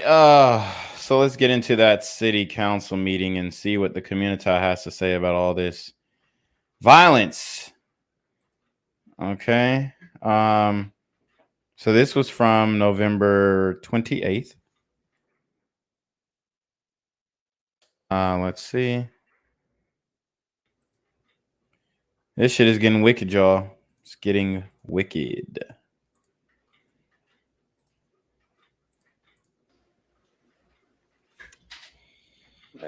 Next, I have P. Birth. Someone signed up as P, the letter P. Birth. Brown, are you? During the pandemic, basically, I'm council. Okay, let's see what the brother's talking about. Good afternoon, council. My name is Keith Lewis, and I'm the founder of I'm a Father First. And basically, I'm just here because I saw Dewan post about this meeting. I'm kind of just at hurt like everyone else about what's going on. During the pandemic, our organization, we worked with the Water Boys. We hired a lot of those young men. We provided resources. We provided scholarships. We fed over 250,000 meals of love throughout the city of Atlanta. And then post that, most recently, we just did an event with Mayor Dickens and Councilwoman Overstreet over at the Andrew and Walter Young YMCA. And it was totally to address a youth task force in which we've been, congregating people together. I serve on the board at the Carl Sanders YMCA. But really, I just think we need to come with collective support from you guys to get all the individual organizations together. I hear a lot of pleas and things for everyone's individual, what they feel they can do and provide. But I think we need more of a collective unity where there's standalone meetings where people are actually putting in some type of divisive plan. So we're just offering our support. What we do individually is cool, but as a whole, the community hurts. Everyone has their own idea of a solution. But I think at this moment, the unity that is needed in this community is most important. So I just encourage you guys to, hold some type of meeting for the brothers and sisters in here with organizations that actually want to do the work consistently. We can kind of put our individual resumes to a side and just work on the collective plan. So I'm just here in support of unity in this whole community, the city of Atlanta. Thank you very much. Thank you. Next is Antoine Seymour. Seymour, I have for giving us this platform. I'm Antoine Seymour. I have an organization as well, and I'm picking back off all the men just spoke up. We're out here doing the work, and our whole thing is we need to form a real coalition So we are not separate. Everybody know what's going on at the same time. We shouldn't have to wait till tragedies happen in our community for us to act and say, here, we're out here doing the work. I have a 24-hour organization. We very active in the schools, the homes. I talk to the kids. I deal with the kids every day. We just took some kids to the sporting events. So the organization that we have and that we deal with are very effective, very effective. And we just need more resources. We can't just keep talking, and we keep losing our kids. Asking for more bread. This is our community. These platforms are good to have, but what come out of these platforms? Me and my brother Keith, we just left doing another event. We do things every day in our community, but we need more help. We can't just keep talking, because the more we talk, the more babies we lose. So we need to form a real coalition that we can have hands-on, the resources, the money. All these buildings in Atlanta is empty. We have organizations that can use these buildings, that can house some of these kids, that can eliminate some of these problems. So let's eliminate some of this. Yeah, but you know, kind of to piggyback on his point, there are a lot of vacant buildings in Atlanta, but they're privately owned, and a lot of them don't want to sell. Or if they do want to sell, they're asking some fucking astronomical numbers. So you can't really do anything about privately owned properties that are vacant if the seller doesn't want to sell. I mean, they can get code violations out the ass, but I mean, it is what it is. Like, that's something that's it's kind of out of your control. Talking, let's get some of this action down. And for the mother who just lost her son, I'm a father myself with 3 sons, and I can't even imagine getting that phone call. But once again, what are we going to do about it? This is happening too much in our community. What are we going to do about it? Thank you. Thank you. Going back to DeJuan Robbins. To everyone in the room, this is the mother. I had some time donated to me on council. I don't know if you were able to see it. Chris Brown. But this is the mother of the young man. I'm sorry, I've been knowing them pretty much my whole life, just the grandmother and the aunts. This mother reached out to me several times for help for her son. Unfortunately, we don't have the full support from the city, as many may think. And she asked for help. And we didn't have the proper resource to help a 12 and 13-year-old boy in the inner city. And it's a crime shame. Secondly, you know, this is not for you guys, this is for the city of Atlanta and everybody who's watching. You can't have kids being killed and we don't have the city council member who represent their district at the press conference. These are boys, mothers and fathers who voted for this man, and he was not there. And we brought the superintendent out there, and we didn't bring the city council out there. We got that wrong, and we got to stop exiling people who didn't vote for you and support you and not doing that. We got to stop doing that. We are losing our babies out here, and we playing politics, man.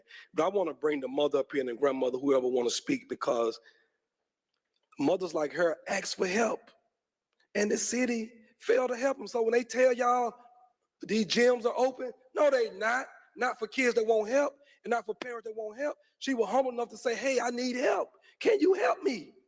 And at that point, we got to be able to help them. I got to be able to come to y'all. I didn't even invite the whole community out here to make a spectacle out of this. I invited the mother and the grandmother and the aunts and the community leaders to try to get y'all to understand, because I don't want to pack this house up and have people here arguing and screaming and we get nowhere. But these people need help out here. And we just seen that Saturday night. And we got to do something about this. This is public safety. We got to do something about this. And the main thing we need, and we said it a couple years ago with weak administration, we need curfews. These young people need to be in the house. Make them go in the house. Damn if we do, damn if we don't. Like they need to be locked up. We better than to be locked up than dead. We can't have it both. We cannot have it both ways.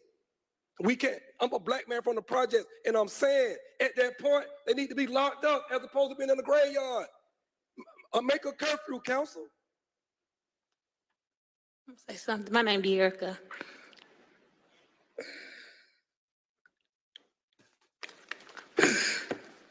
I called everybody I could. I called them. I asked for help. I said, I have a 12-year-old son who did not have a father. I worked 2 jobs. I'm a single mom. I have 5 kids. I'm not blaming it on the single parent because the daddy wasn't in life, but I still had to do it. I worked at 2 jobs. I lost my second job. I didn't have a babysitter for my kids. I had my kids come to work with me. So that's how I lost my second job. I couldn't stay at home and hold Zion's hand. And when I tried, I reached out to him. I work at the school. The social worker have tried. I called the police on my son. I know my son coming out. My question is, where is the father? Where is the father? You got all these men coming to save the day to White Night for her and her children, but you can't call on the child's father. Poor judgment. Poor reproductive judgment. That's what we'll call it. Poor reproductive judgment led to her son ultimately being shot and killed. Obviously, when we're getting the backstory, this kid was no saint. He was no saint. Okay. Quite possibly could have held some people up at gunpoint, broken into people's vehicles. Does that mean that he deserved to die in the way that he did? I can't be the judge of that because I don't know all the shit that he got into. You know, we'll be out here trying to defend these young super gremlins, and then turns out that they was jacking people's cars, they was shooting people, they was killing people, and you just been sitting up here defending them for 4 hours straight, and you don't even have the backstory. That's why you can't jump to conclusions. Obviously, this young man was troubled, okay? His mama was overwhelmed, okay? She didn't have the father involved. I don't know what happened to him. Maybe he passed away. Maybe he was shot and killed just like his son. Or maybe he was just like, fuck it, I'm out. But these women just gotta stop fucking. They talk about no voting, no fucking shit. If you can't take care of your kids, stop fucking. I was late. I called the police several times. I said, could y'all please lock my son up? I can show y'all text messages. Lock him up so he can know how I feel to be set down. She begged. And I know a lot of sisters and grandmamas and aunties can relate to this.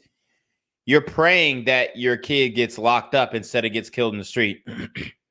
It kind of reminds me of that situation where the young man who just got killed in Fulton County was arrested on some child diddling charges, and the parents basically, or the grandmother, thought that he'd be safer in prison, but he ended up getting murked in prison because of the severity of his charges. And I think the inmates that he was housed with had gotten wind of that, so that didn't really end well for him. But most of the time, yes, these kids are a lot safer in prison than they are on the streets. And the young man's name who I was speaking about, the young child molester who was killed in Fulton County Jail, his name was Shamar McElroy. Okay.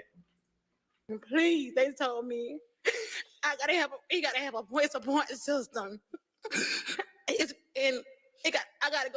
gotta take my son to the juvenile system, to get him somebody to help him. I said, what 12-year-old son, running the street gonna come with me? Can I come by myself and give y'all information? Y'all go find my son. What? You can't get your son to get in the car and come with you? No control of her kid. She said, what 12-year-old kid is gonna go and take himself to the juvenile and come with me to go to the juvenile center? This just shows she had no authority over her child. Son, they told me, no, we cannot help you. My son fought mental illness.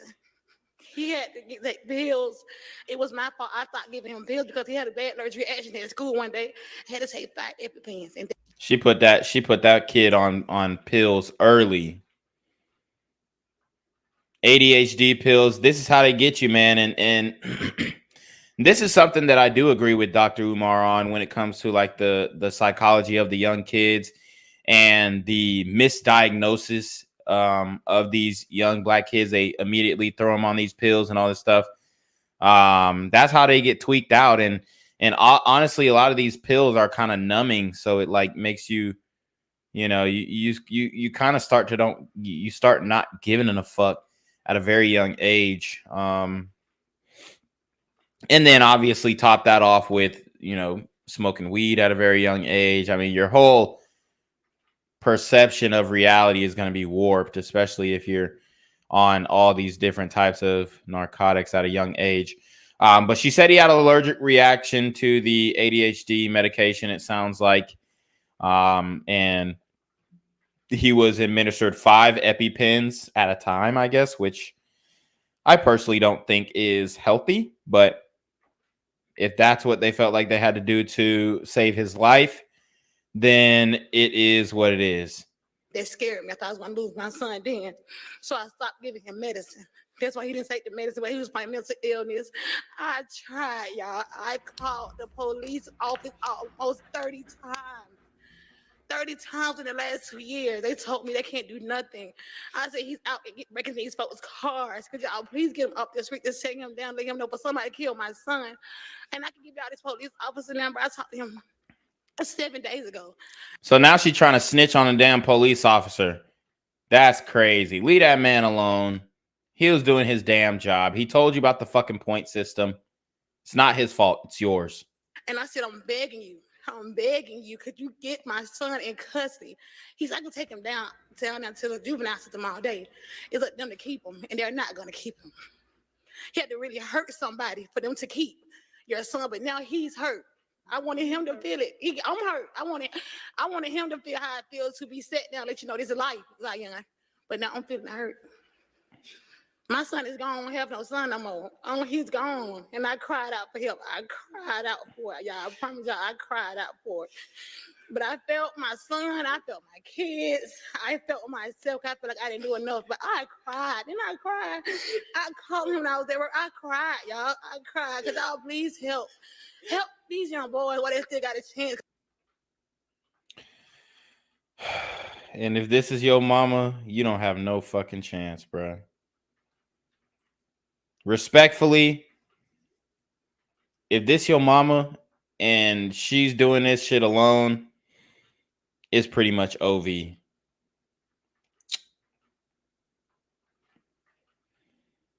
It's OV. Is there hope for the community left?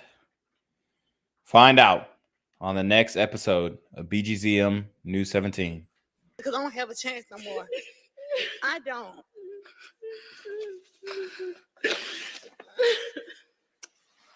You want to talk?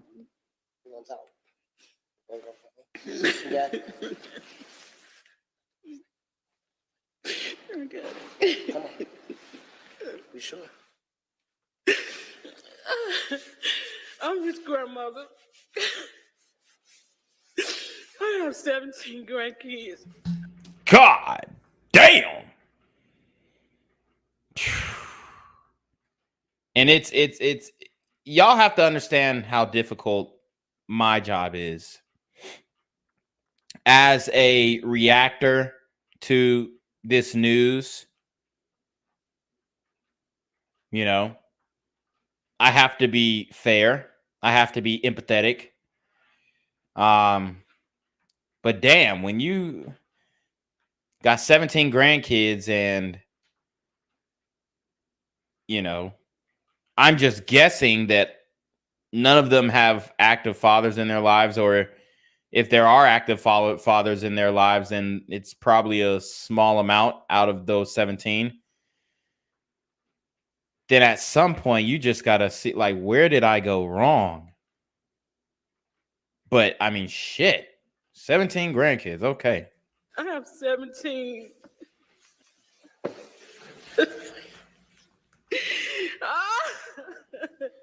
I just lost my son a year ago, pancreatic cancer.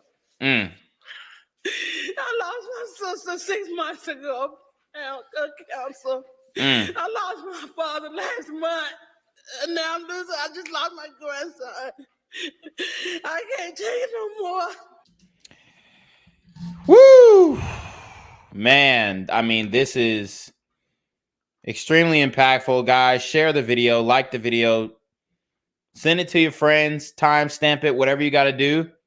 This is what's going on in the community. I mean, she just rang off everybody. Like, she rang off like 3 people in the family died of cancer. And then now her son getting clapped up. I mean, they're hitting on all angles. They're hitting from the biological health angle. Obviously, you know, the women not in the greatest shape. So we can, you know, understand maybe why or how they ended up coming down with cancer. I'm not saying that, okay, you just have to be overweight to get cancer, but, you know, health issues for sure. For sure. Pre-existing conditions. And then they're hit from the violence angle. All of these different ailments that she just described are a part of the overall agenda of population control in the community. And it's working. For the last 7 days, y'all, my grandson with me at my house every single day, every day. I tried to save him. I said, Zion, stop breaking in people's cars, Zion. You don't have to do this. You don't have to do this. He surrounded his people. You heard what she said. You don't have to do this. You don't have to do this. Y'all keep saying, oh, it's because of poverty. Man, these young boys. Now, some of these households can be hostile. But from my perspective, it looks like he was surrounded by love. It looks like he was surrounded by people who care about him, who wanted to see him do better, who saw more out of him.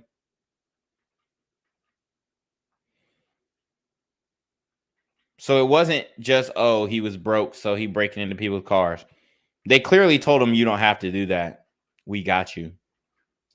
He was around, he said, with older people that was older than him, 17, 18-year-old. I went to these people's mother. My grandson is 12 years old. He shouldn't be hanging with y'all kids. You know, can y'all please let my grandson come around here, send him home, send him back around here. Don't let him hang out, you know. And, you know, in those parents' defense, they really don't have control over their kids either. I mean, if you can't control the 12-year-old, then you damn sure can't control an 18-year-old. This particular day, my father's been gone a month. I haven't been to my father's house since he died. My father stayed in Conyers. He was on a chair when I left home sleep. I drove to my father's house in Conyers. My daughter called me and said, Mama, where you at? So I'm gone. I said, where's Zion? I said, when I left, he was on the chair sleep. Zion, don't go out the house, Zion. By the time I got back, he was gone. He was gone. Then we got the call that he was dead. Damn. Not only was my grandson confused, he lost his granddaddy, and he lost his uncle that was taking care of him. I guess that kind of had a mental effect on him. He was going through something. We reached out. We tried to call. I even called the police. Please lock him up. Please lock him up. I begged them. Shit. I mean, you hear this. They're the ones saying that they want their kids locked up at 12 years old. I mean, you can't make this shit up, guys. People just think that I'm just, I'm making it up and da-da-da-da. It's the real deal, man. Yeah, we on one end, we're complaining about the prison industrial complex, and on the other end, we're begging the police to come get our children. So you saying that my grandson got to go out here and kill somebody or get killed before y'all can lock him up? He dead now. He can't be locked up now. He dead. The system have failed us again. And it's the system's fault.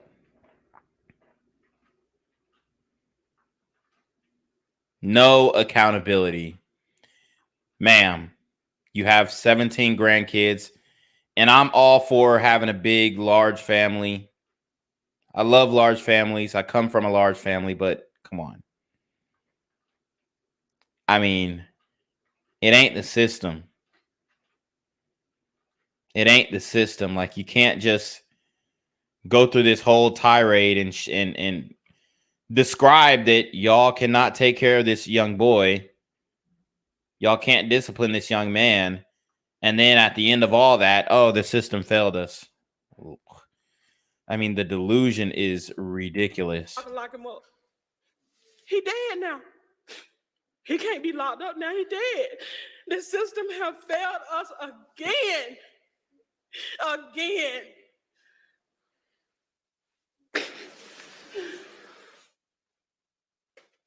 Here go Big Mama.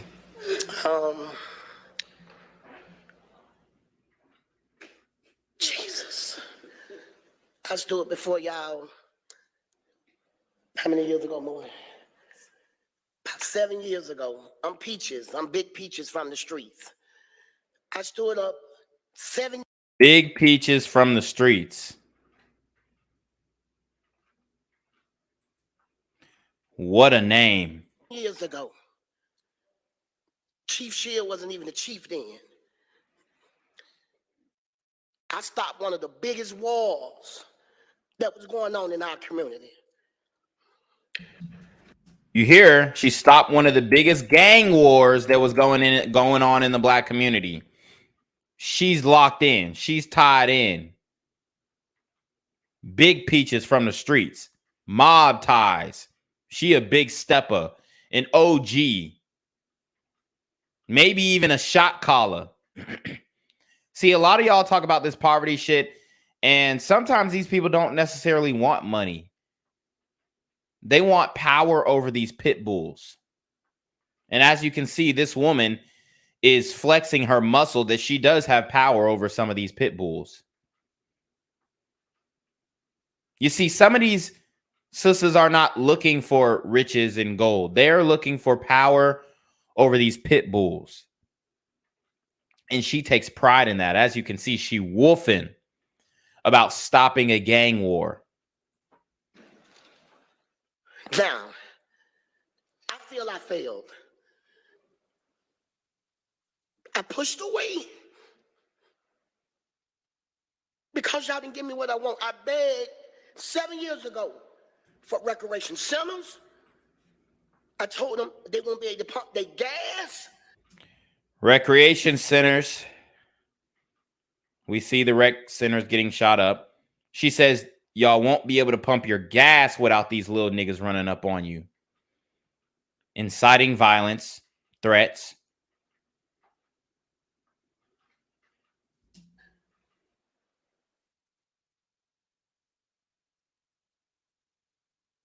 Come on. We losing. Every day we losing. It don't affect the system until it knocks on your front door. The violence. We might not be able to stop it, but we can control it. We can control it. We can control this now. I come back.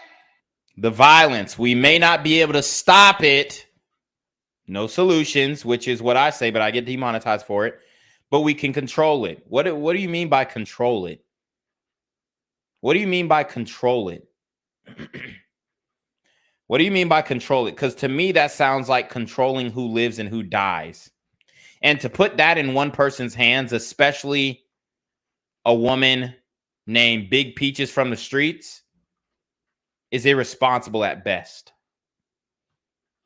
We can't stop the violence, so she admits defeat, that there's nothing that you can do about the violence in the community, but we can control it.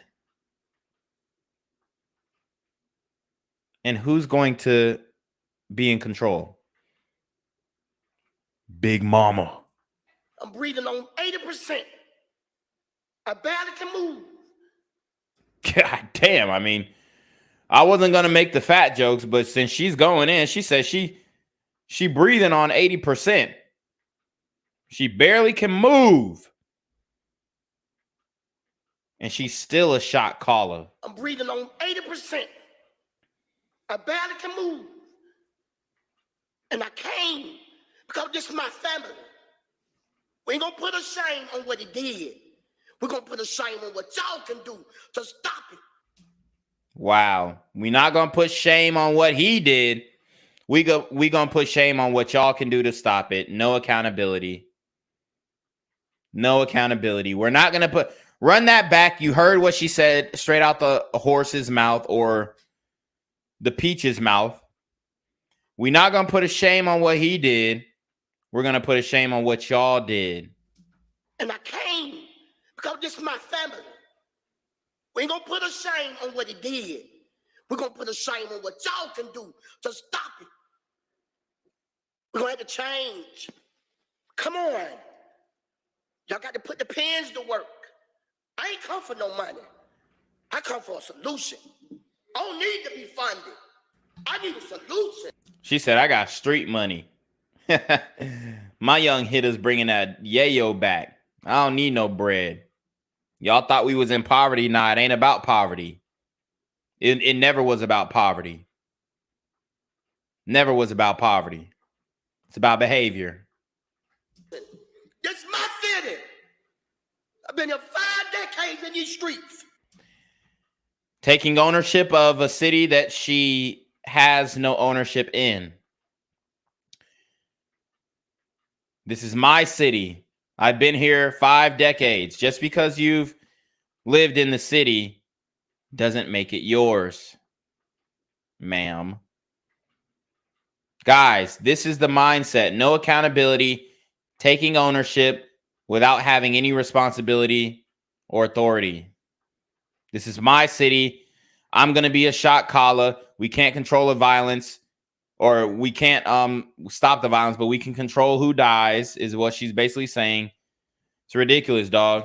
This is my city. I've been here 5 decades in these streets. I walk these streets. I've seen the best come and the best go, but I have never witnessed the system of killing that these kids are doing. So you got to think. I want all y'all to close your eyes on the panel, if you could do that for me. Imagine. Now, come on, close your eyes for me. Damn. Daring them to disobey her order, her command to close their eyes. Imagine going into the grocery store shopping. Imagine you got your baby son with you, and you come out the store. You've been robbed from your child.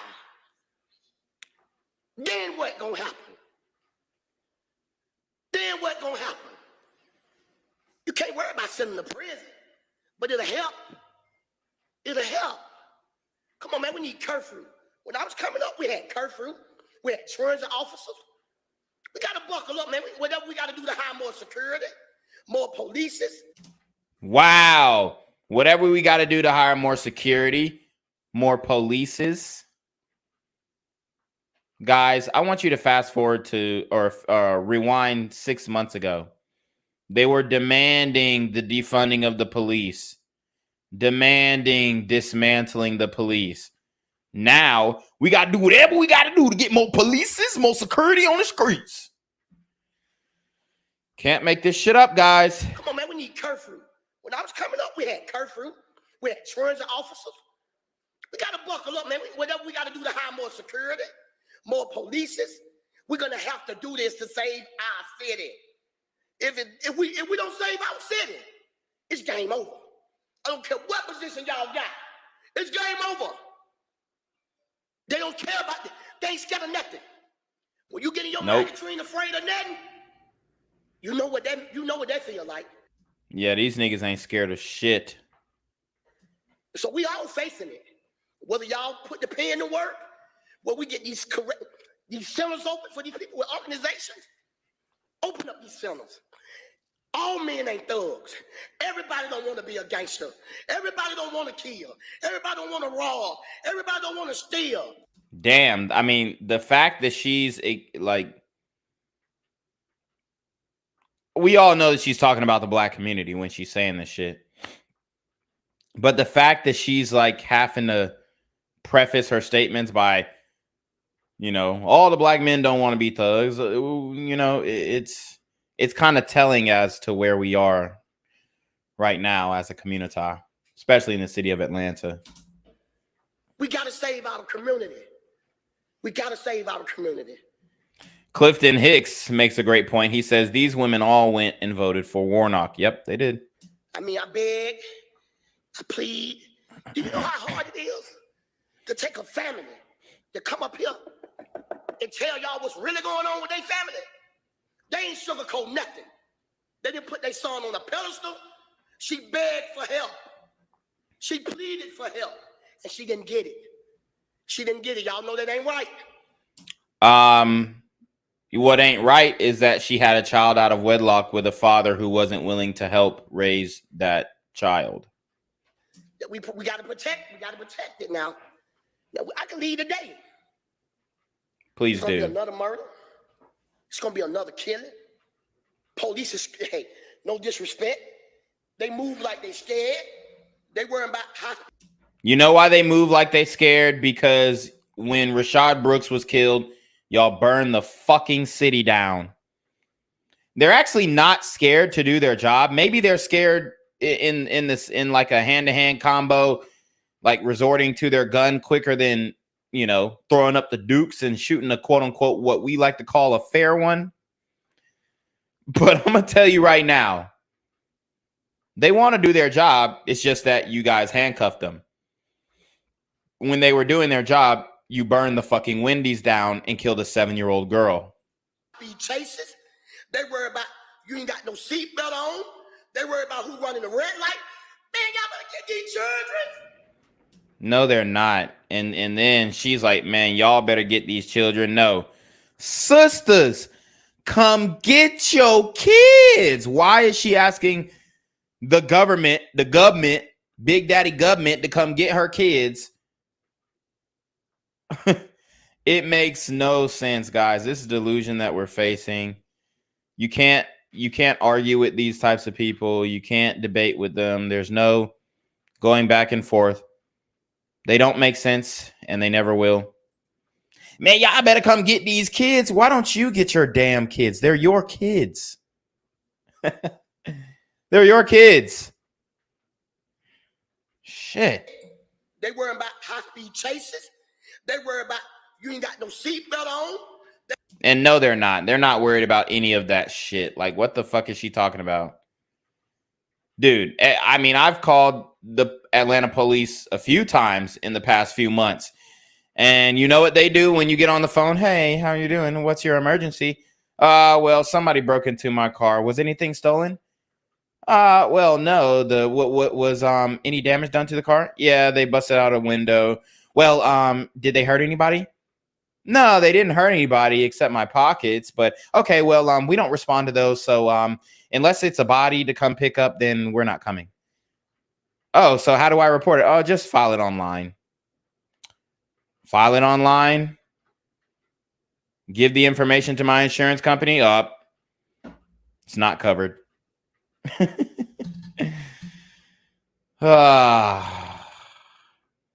Yeah.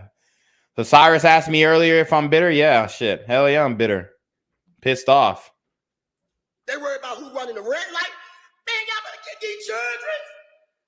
Y'all better get these kids. That's what you need to be focused on. You got to be focused on the children. Our near future. Dude, I want to be on the city council so bad. I'm going to be excuse me, ma'am, but have you ever thought about taking care of your own children? Food for thought. Continue. Growing up, what we got to go up against. That's what we got to worry about. And you know, I respect y'all. I respect it. Hey, we're going to have to do better. We got to do better. We got to get these police out here. We need curfews. Y'all defunded the police. Listen to this shit, man. Am I the only one? Am I the only one who remembers just a few months ago they were begging for the police to be defunded? 7 o'clock. The children need to be in the house, but don't think I'm a saint now. 6:30, 7 o'clock. 3 strikes. mama. I had them knocking on my mama door. I was a trouble teen. They knocked on my mama door. They threatened to lock her up if I couldn't change. Yes, that's more of what we need. And the old school way of policing was effective. And I guarantee back in the day, she was like, man, fuck the police. They try to get me in trouble. They threatened to take my whole family in. They threatened to lock my mama up. And now she's begging for them to do the old school way of policing. Guys, don't you see how things come full circle? If I couldn't change, my mom was going to jail. So get what my mama said. We got deadbolt locks. Hey, street light, come on. You in the house. I ain't going to jail for you. So it works all type of ways. We got to try one of the solutions, though. Because they just killed somebody at a candlelight vision yesterday. Come on. Come on. Come on. Come on. Come on. How many times is she going to say, come on? Shout out to Christopher Hazel. He says, do not forget criminal justice, prison reform, and no cash bail in certain cities. Absolutely. Pretty much all democratic cities across the United States has implemented these laissez-faire criminal justice reforms. And now, you know, we're sitting back and watching the city burn. And, you know, women like Big Pearl or Big Peaches from the streets is speaking on behalf of the Black community. Come on. Yo, give us something. Give us something to work with. Give us something to work with. I thought she wasn't asking for money. Yo, give us something to work with. I plead in the blood of Jesus. No weapon formed against me shall prosper. Now it's getting embarrassing. Shit. Oh man, this is taxing. This is tough. This is tough. But this is getting embarrassing. Oh Lord, please, in the name of Jesus, come save us. May the second coming of Christ happen tomorrow. Like, what? We are in a bad state, people. Please give us something to work with. Give us something to work with. Give us something to work with. God knows. I preach at all the funerals. I'm the pastor in the streets. Jesus Christ. If she's the pastor in these streets, Lord have mercy. We're done. If this is the moral authority of the streets, I don't preach that. Babies. But all I can say, I pray to God they don't knock it down one of y'all doors before y'all feel it. And that's the end. ooh, and that was that wasn't a threat, that was a promise. Run that back. Run that back. And this is why, and it doesn't bring me joy to say this, but you see a lot of when white people, you know, end up getting clapped by one of these super gremlins. This is why there's apathy from the community, or there's even sometimes it's an I told you so type demeanor. Well, this happened in our community every day, so y'all don't care until it happened to y'all type attitude, type demeanor, which is not necessarily true. I mean, I do plenty of cases where white people are, you know, deleted by brothers, sisters, all the time. And the white community is not like coming out in droves and denouncing the killing and whatnot. Yeah, of course the family is, but even they're, you know, walking on eggshells when talking about the murders on the news. So she's like, oh, I just hope it don't have to knock on your door for y'all to want to do something. And that's it's a fucking threat. It's like going from crying to, oh Lord Jesus, please help us. Oh, white Jesus, come save us. And then it's, well, I hope they don't come to your doorstep and with the super gremlins on demon time. I hope, you know, it's not how you get things done, Big Peaches. Now I know you are the street pastor and your word is profound and your word is law and prophetic, but I mean, damn.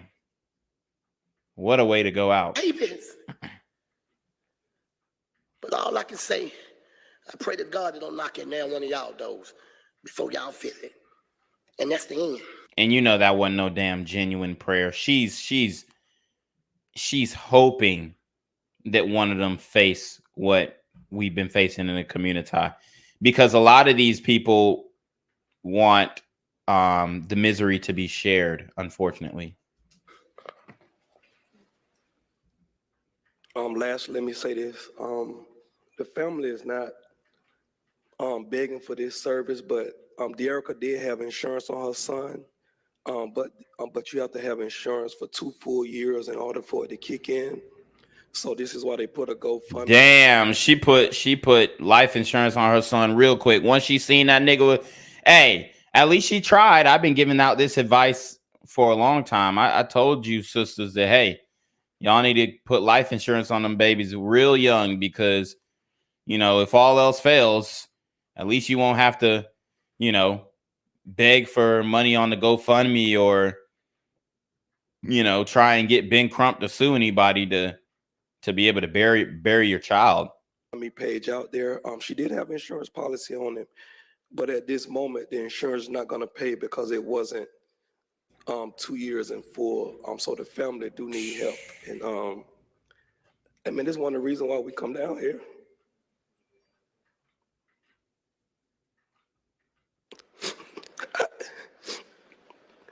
Shit bringing grown men to tears.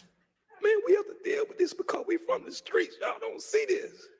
So we have And by y'all, he's talking about white people. to deal with this every day in the streets. So when I be telling y'all, stop giving these organizations the money, and they ain't doing nothing, I be that serious. I ain't down asking y'all for no money, but Y'all heard him. Stop giving my son and Tamika Mallory the money when they ain't doing shit.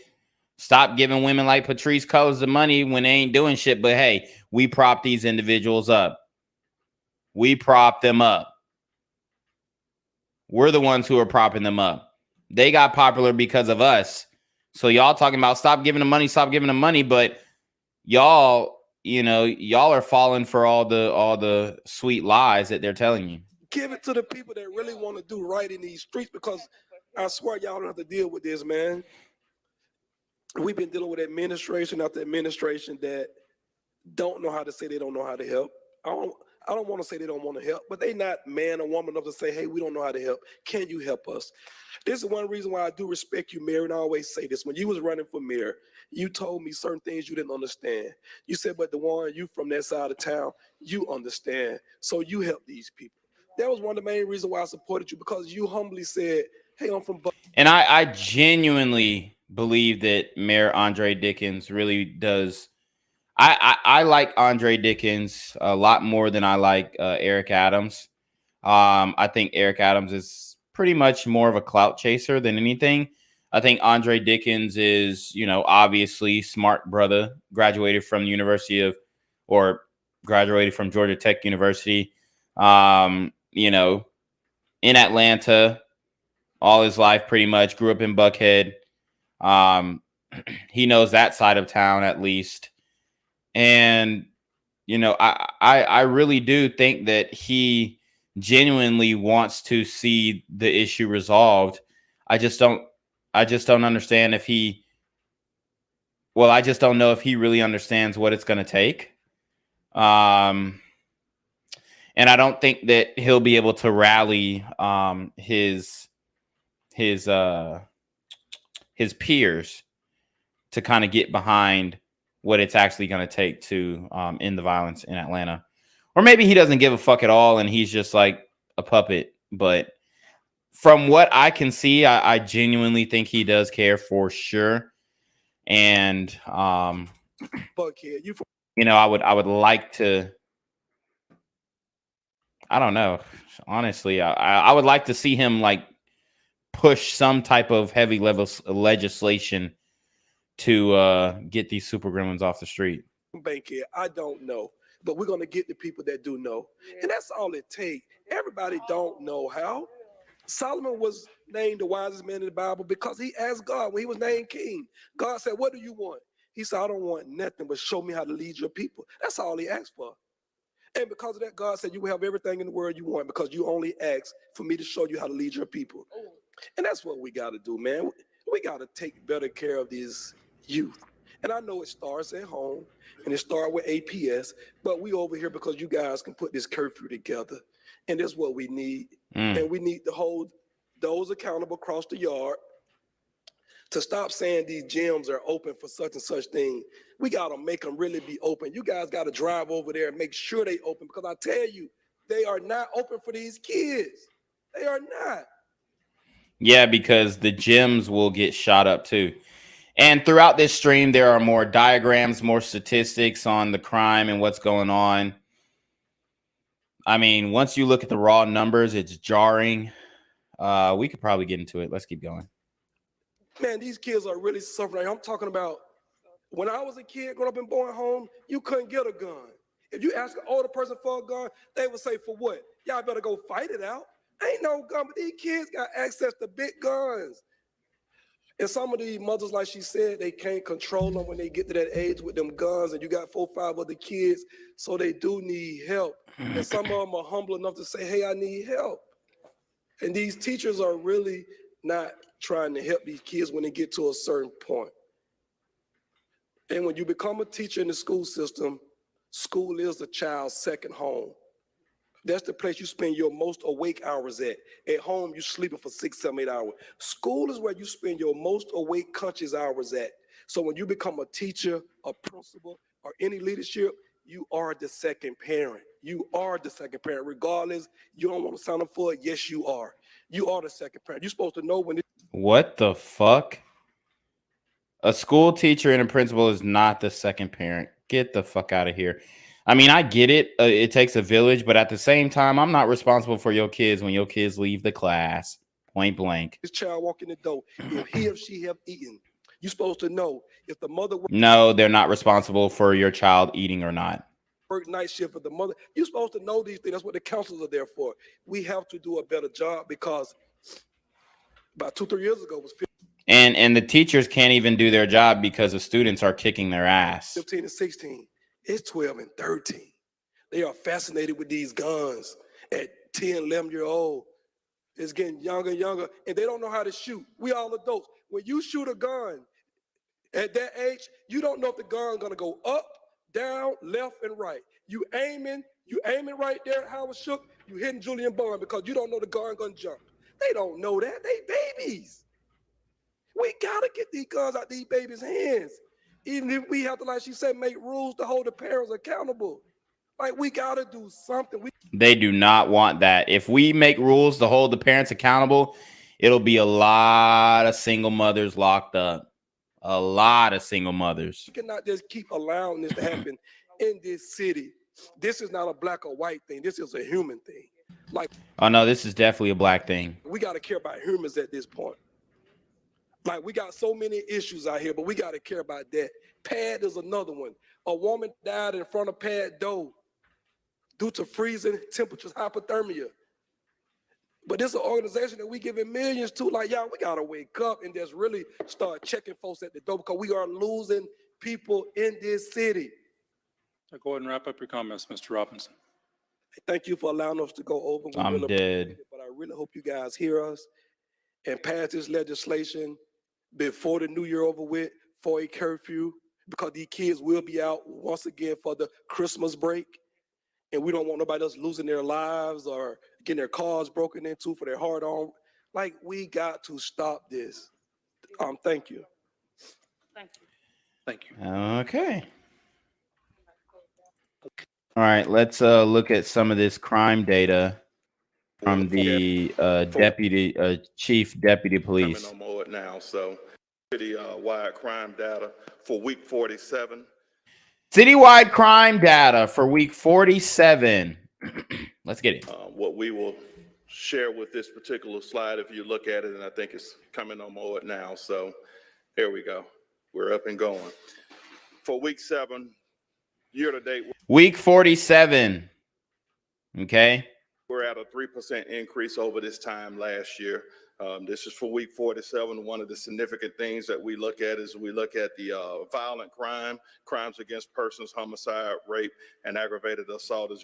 And guys, this is this data here. This data right here. I'm gonna tell you right now, it's underreported. Maybe not the homicides, but damn near everything else is most likely underreported. We see for this reporting period, year to date, we're down 4% overall with those, with a 1% decrease for homicide, 16% decrease for rape, and then a 4% decrease for overall aggravated assaults.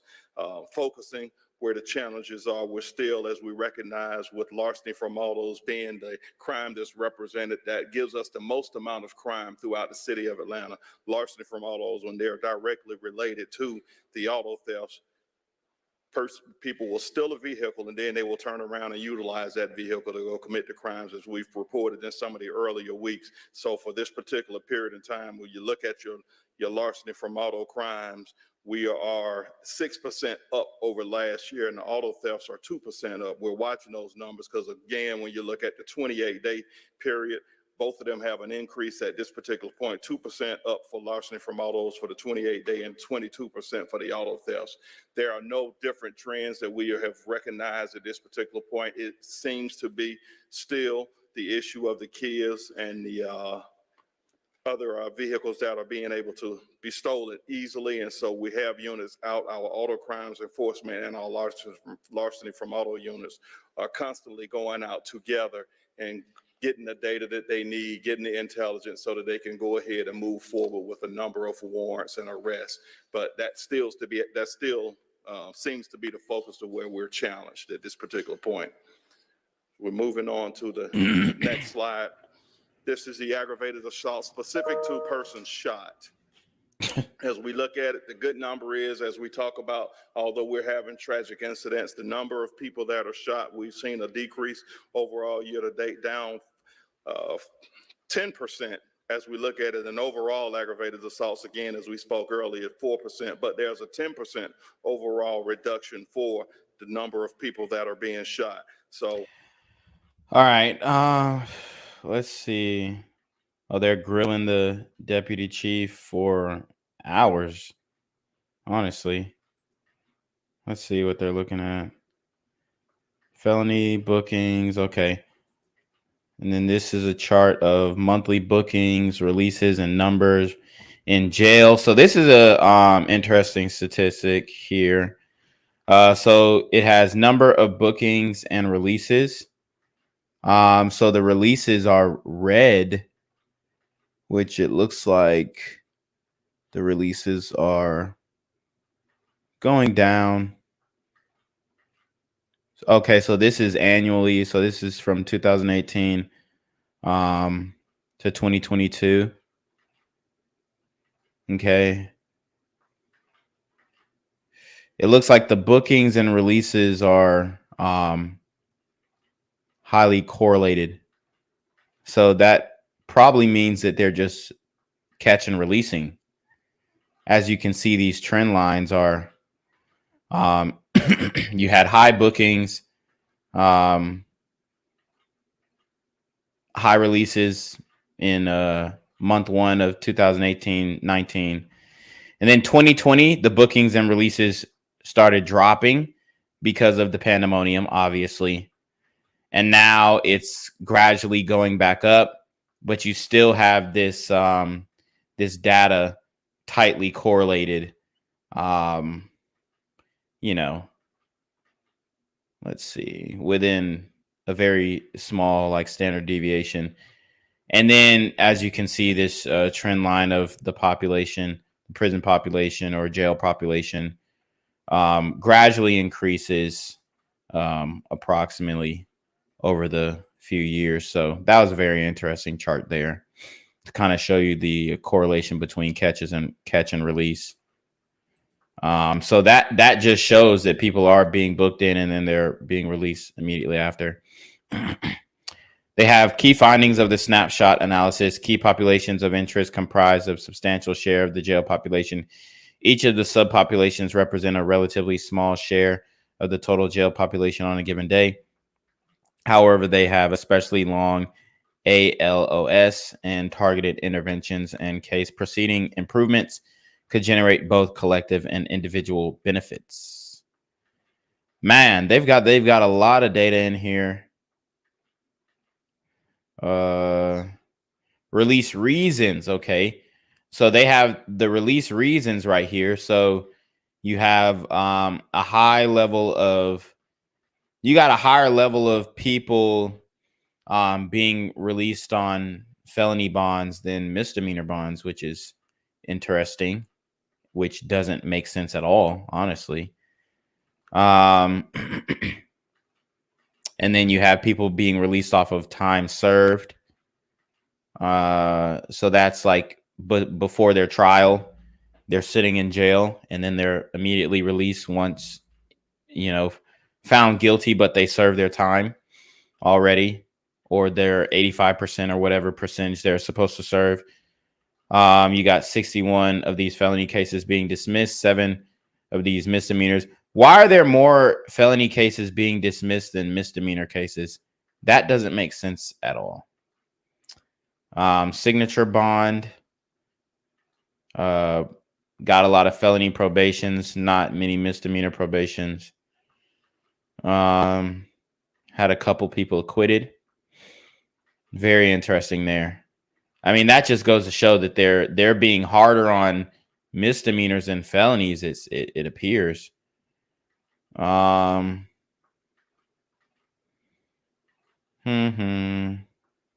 Okay, so 30% of people are in custody solely due to the inability to pay bond.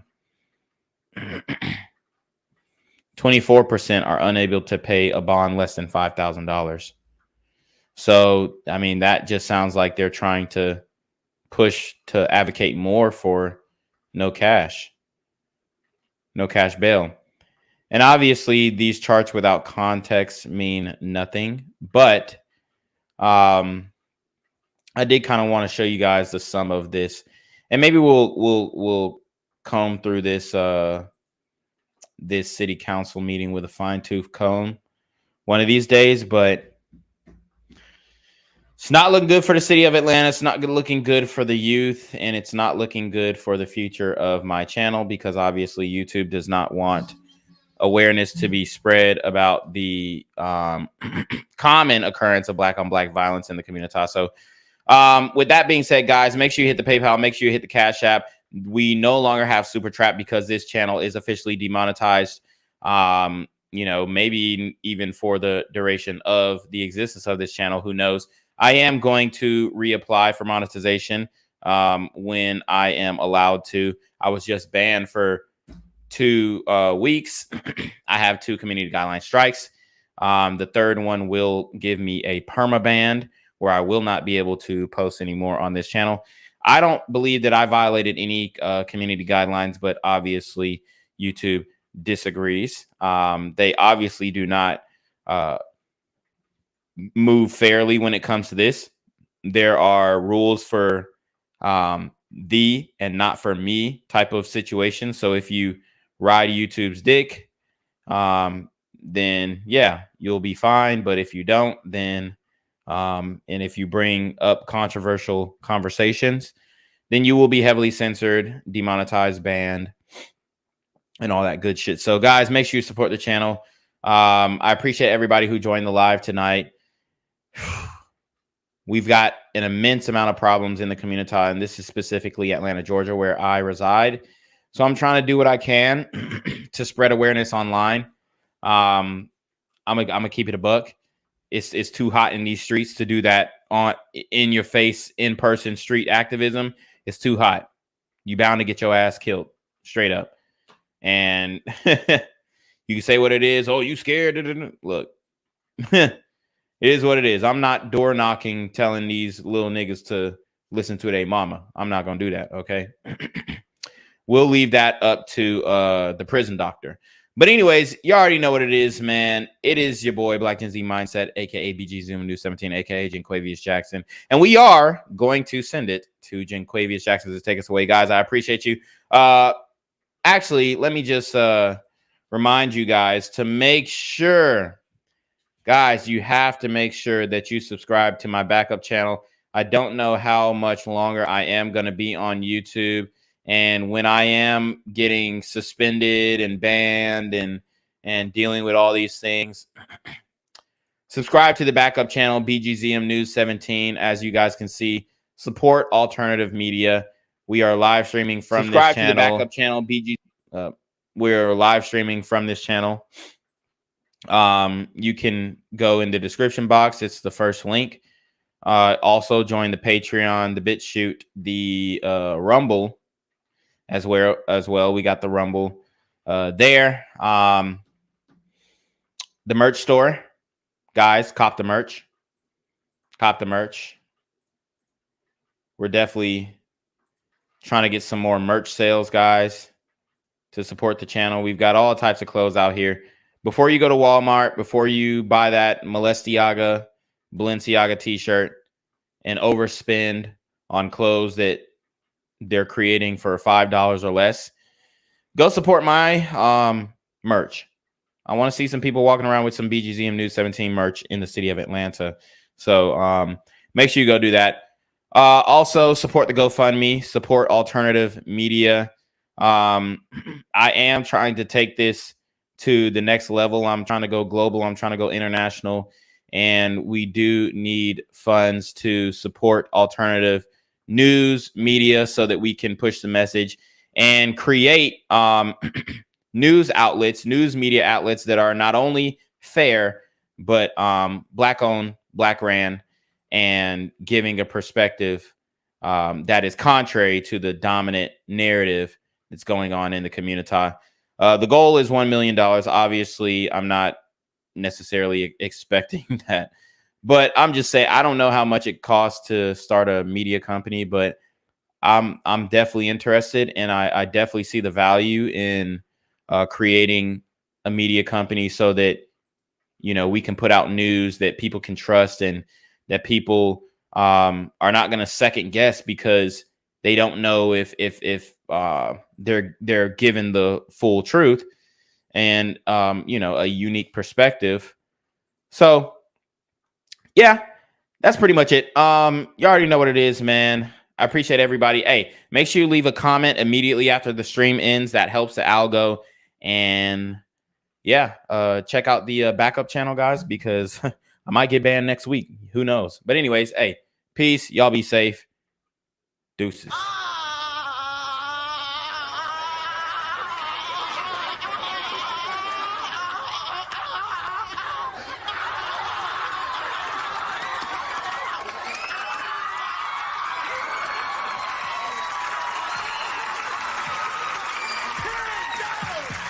Yo, what's good, BGZM News 17 family? I'm at the corner of Jesse Jackson and Marcus Garvey, and I got some bad news for you. As you can see, I lost my job. I'm out here living in cardboard boxes outside of boarded up vacant homes. YouTube said I'm done getting money out here in these streets. They even took my funky ass suit. So anything right now would help. So go ahead and hit that Cash App, hit that PayPal, hit that GoFundMe. Hell, cop the merch. Or if you want to make the long-term commitment to the Jenquavius Jackson Fund, join the Patreon so that I can continue to put out top-notch content each and every day. Also, check out the Rumble, where there is absolutely no censorship. Link in the description box below. Hey, yo, ain't that nigga Jenquavius? Yo, I recognize. No, that's not me no more. Hey, yo, run your pocket. Y'all killing me with this shit. Do the opposite of Antonio Brown and take What all your more shit do off. you want from me?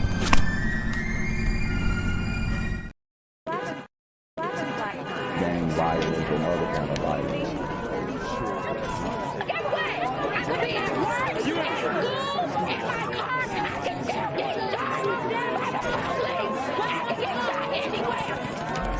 is what it is.